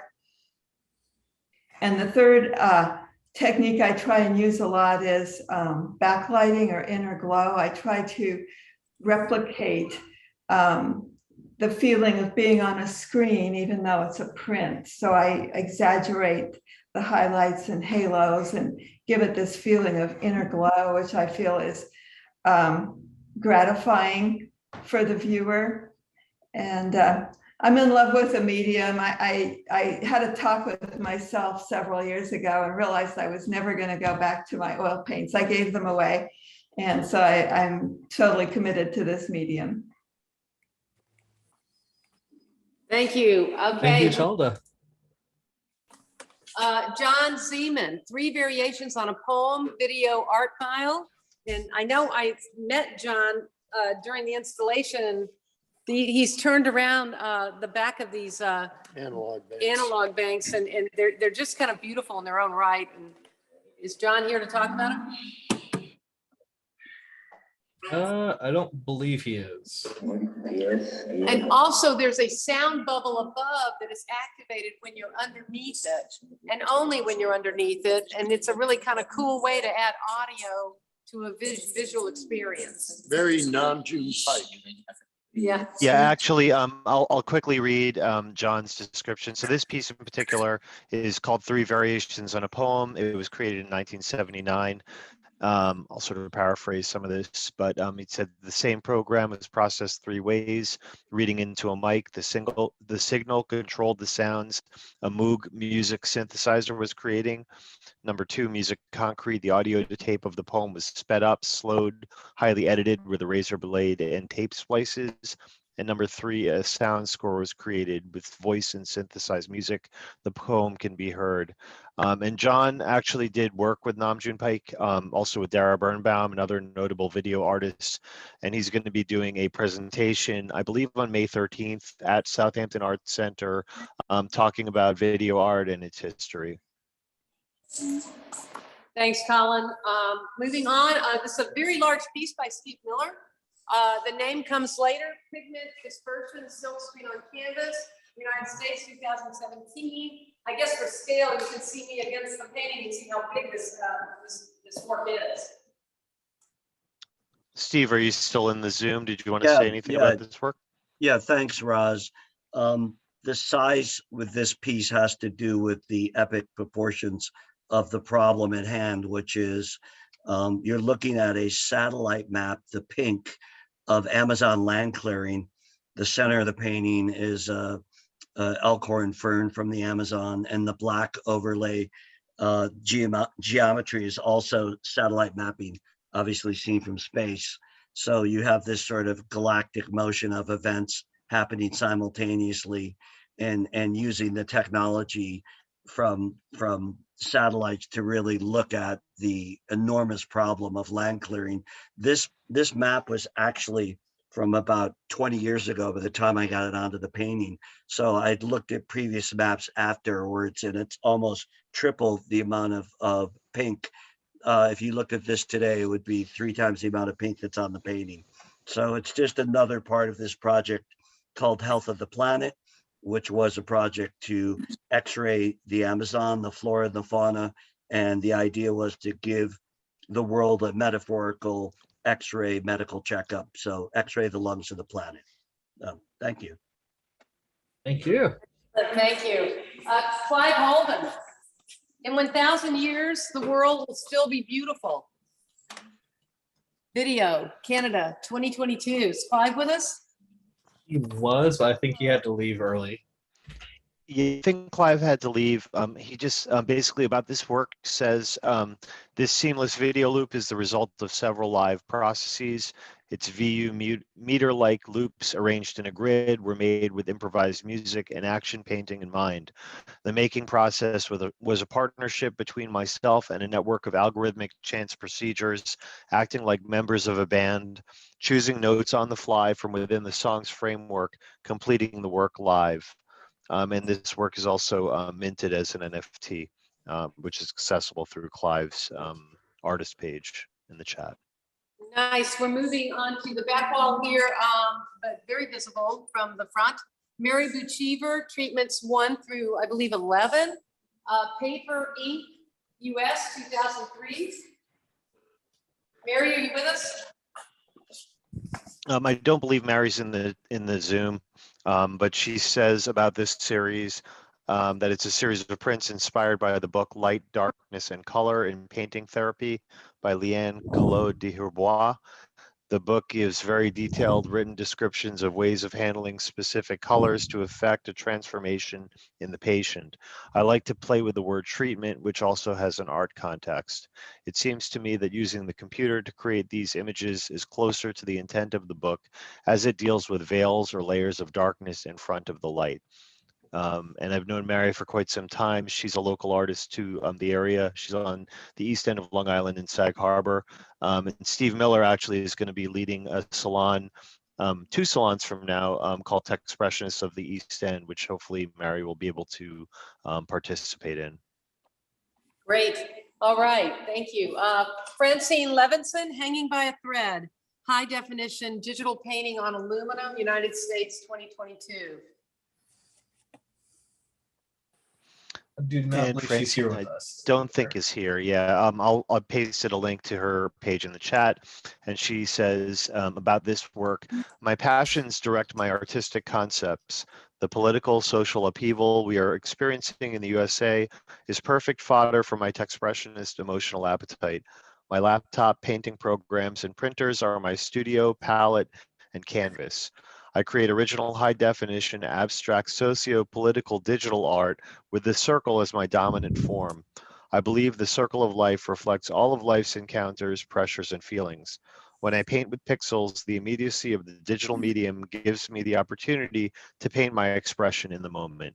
And Francine is another artist who's been with us since the beginning and very active in the salons. Great. We now have a very huge wall that you can see from the beginning when you come in this room by Frank Gillette, and it's post-apocalypse are the and some of them are numbered different numbers and also preludes. Combines all are ink on our type of paper and make them quite a dramatic presentation of work. I'll stand by so you can see the largest wall is also going to be regions. I'm not sure if it's very high ceiling. So yeah, Frank is an artist who's best known for his video art. He's a seminal video artist, and you could find him in many textbooks as one of the original people developing work with video back in the early to mid 1960s, working with people like Marshall McLuhan. Very interesting background. There's an interview that Helen Harrison did with him on the Techspressionism homepage where he talks about that work. This work is newer work. I had the opportunity to work with him, do some Photoshop training with him back in the late 90s. And this work is part of a series called Post-Apocalypse. And Frank writes about it. We, the human race, are living through stupefying times. Ecological collapse is no longer a fantasy, a fiction, or a dalliance with illusion. It is real, concrete, and universal. How are visual artists expected to develop a counterstatement, both in their work and their attitude toward onrushing technologies, which are, by a wide margin, resisting ecological solutions? How can visual art make a difference, making the difference? Great. I think here's a Michael Reese, and it's another wonderful one of his blow-ups. But I think I'm going to go across the room. I do not. I think I'm going to cross the room and maybe end up just in case we run out of video. No, I'm not doing that. Okay. Here, boards, constant state of confusion, acrylic on canvas. Is Peter with us? Doesn't look like it. I don't believe Peter is. He is based out of Brooklyn, and again, he was one of the artists that was sort of involved in the very beginning. He says about this piece, my work focuses on questioning what constitutes artistic labor by instructing and negotiating the will of machines. I work to examine the traditional relationship viewers have had with analog artwork across mediums and how that compares to our perception of digital images. Through this, a dialogue forms between us from pure control to a symbiotic relationship where I accept the will, limitations, and preferences of the machines as a critical aspect of the creative process. This work actually was created, Peter described his process to me. He took a commercial vinyl cutter and actually hacked it to turn it into a painting machine or a pen plotter. I'm not sure exactly what sort of instrument he used to do the mark making with, but pretty interesting and inventive process. Yeah, it's amazingly dense. And next we have Michael Pierre-Price from The Light and Flow of No Mind, archival pigment print. I know Michael is with us, and I guess James can back up to get a view on this dynamic piece. Yeah, thanks. Well, I'll give a shout out for Roz and me doing the first digital handshake yesterday. Yes, we did. So if you haven't had a chance to see it, we talk about some cool stuff. Not only this work, but also Roz's. And I'm looking forward to hopefully watching a number of other digital handshakes over the next few weeks. So, and I think that just speaks to, once again, Colin and everybody else here. Man, this is just crazy awesome, this show. The Southampton Arts Center, I can't imagine a better venue. It's beautiful. And to see the work, just echo what everybody else has said, this is monumental, a long time coming. And I echo what Lee was saying earlier. It's been a long time coming. And I think this is going to put technology-based artwork on the map in a way that it needs to be as a really powerful art movement. So my work, with my physics background, my astrophysics background, I feel like I'm kind of a voice for the universe in a non-human way, for us to see our humanity from the other side of the mirror, if you will. And that's kind of where my spirituality lies as well. I just feel that there's a profound beauty and sacredness just from the mere fact of the universe existing and that we're here, and that we don't need more than that. We get trapped by the things that hold us back from one another. And so for me, I feel that mathematics is the underpinning of the universe. And because this particular piece was generated initially using fractals and chaos theory, I wanted to show a bit of mathematics in a very stark way, but a beautiful way. And it ties in very much with the previous show that I did last year, my solo show. I won't get into that. If you watch our digital handshake, you can kind of learn a little bit about that. But anyway, I'm just thrilled and very humbled to be part of such an enormous, beautifully presented and executed show. So thanks, everybody. Thank you, Colin. Thank you, Michael. Thank you, Michael.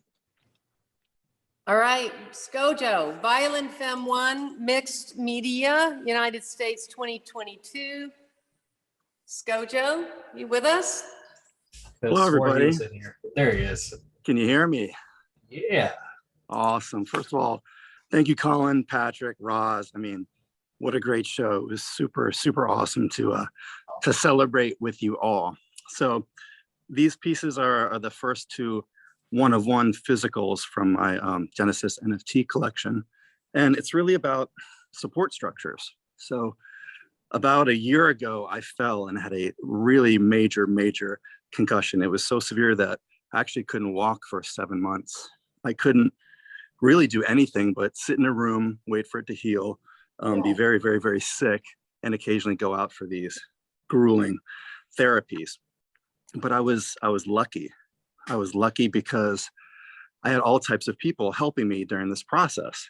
I had my physical therapist, I had my ocular therapist, I had my wife being a rock for my family, my daughters cooking me meals, my parents being a support system, as well as my friends. And it really felt like a symphony needed to be orchestrated to get me through these times. So this really is about having those structures in place to navigate the twists and turns of life. My technique is always a mixed. I always start traditionally, so I paint on very large rolls of transparency, and then I cut them up and collage them, bring them into the computer, manipulate them digitally. Then I print them out, glue them to cradled wood canvases.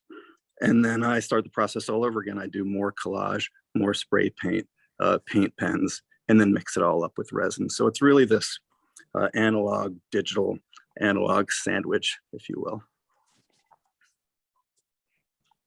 Such an awesome show. And yeah, thank you for everything. Thanks, Gojo. Thanks, Ross. Thank you, Gojo. Carol Hunt, Blazing Certitude, inkjet print with watercolor, gouache, and graphite, 1998. Low battery. And we're getting a Oh, low no. battery on. Oh, okay, well. So I'm getting you low battery mode. Okay, well, it's also, this is Blazing Certitude as well, and I want to give a shout out to Carol. I'm so glad that, well, maybe Colin, he's the curator. You could talk about Carol. We're gonna have to rock through these last four. Colin. Okay, so as an abstract painter, I use the computer as another means of expression. These prints are as part of a series of paintings, works on paper, computer prints, and my book inspired by Thomas Wolfe's poem, The Blazing Certitude. Okay, and so now you we can check our have work out. Nina. Nina This is, Yankowitz. Nina Yankowitz. Beautiful videos that, yeah, go ahead. Okay, so Nina says, female scientist Emmy Noether mathematically proved Einstein's theory of relativity. She changed quantum physics, and her work is used to resolve black hole theories. During her life, she didn't receive awards equivalent to those that lesser male projects received. Similar to Joseph Boy's work, Noether's illustrates our omnipresent cultural divide. Noether's theorem shows symmetry in nature.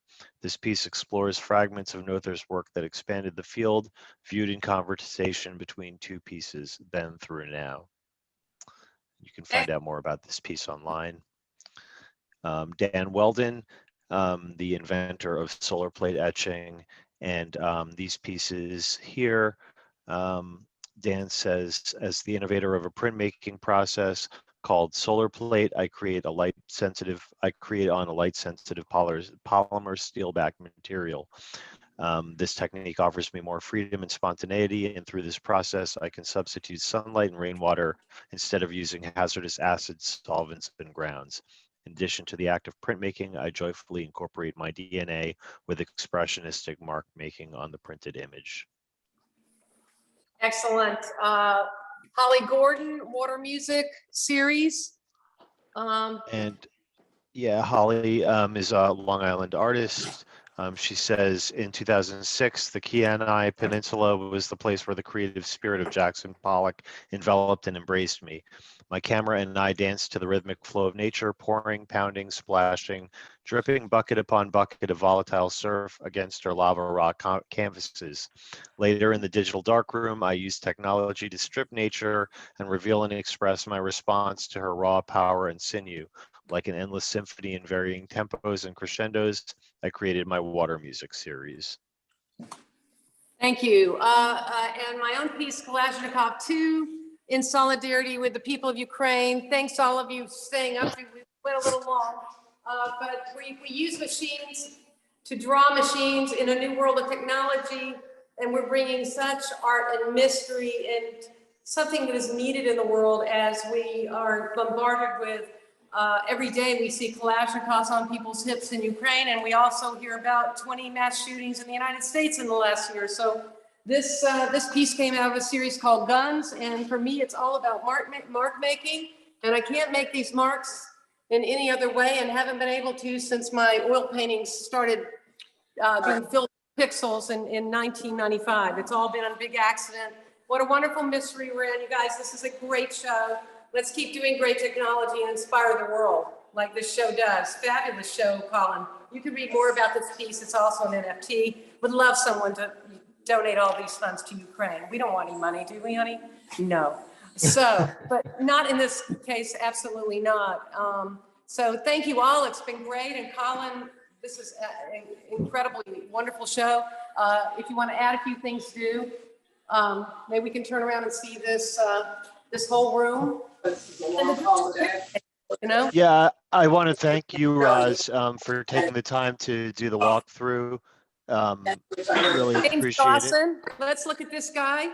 And James, as We're still well, thank you for your camera work and your service to the project.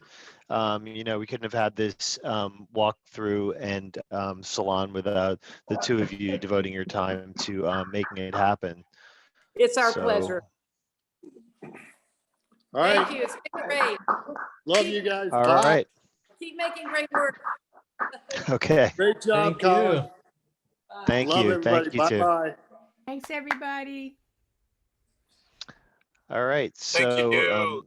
the live feed is over with, and I think we could probably close out the recording at this point. I want to thank Davo though for moderating as always, and moderating throughout this whole project. And it was Davo's idea to record our salons many moons ago and to publish them to our YouTube channel. So that contribution, I think, was a pivotal moment for this project. And I just want to thank Davo again for all of your time on cam. Thanks, Davo. Well, thank you. Thank you. Thanks, Colin. Great show. Thanks, Davo. Yeah, let's give everyone here a round of applause, by the way. 'Cause this was a long time coming, and it's been a pleasure working with and meeting all of you throughout the duration that this has been going on. Yeah, So yeah, and for the next 5 weeks throughout the exhibition, which closes on June 4th, there is at least one event every week. That is, the salons are every 2 weeks. So in 2 weeks, we're going to have our Femtech salon that Roz is going to be moderating. 2 weeks after that is going to be East End Techspressionism that Steve Miller is moderating. And in between them, we have 3 great programs that Helen Harrison is going to be running in conjunction with the Pollock Krasner House and Study Center. Those will be Zoom events. There's also going to be a number of live events for those of you in the area, including John Seaman presenting on the history of video art. And I believe Christine Schuley is also going to be doing a presentation on her site-specific installation, and possibly a few more that are in the works. So stay tuned. And all that information is going to be made accessible on the homepage at techspressionism.com throughout the duration of the exhibition. After the exhibition is over, all of that content is going to be archived at techspressionism.com/Southampton. So if any of you who are artists in the show and you want to add a permanent link to the exhibition, please use that URL, techspressionism.com/Southampton, which currently redirects to the homepage.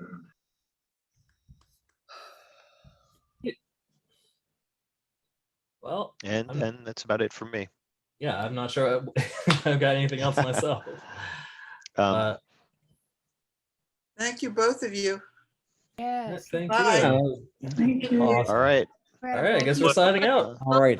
Thank you so much for attending. Thank you so much for your time and contributions and being overall just wonderful people. And All right. you know, one additional thing going forward is that the Martin is having its second showing at the Dreamcatchers Film Festival in Kolkata, India.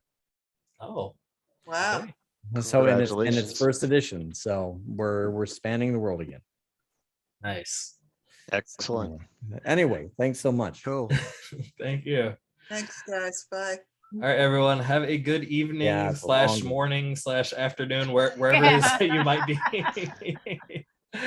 All right, everyone. Take care, gang. Dava, you want to count this down? Sure. Bye. Signing off in 5, 4, 3, 2, 1, and that's a wrap.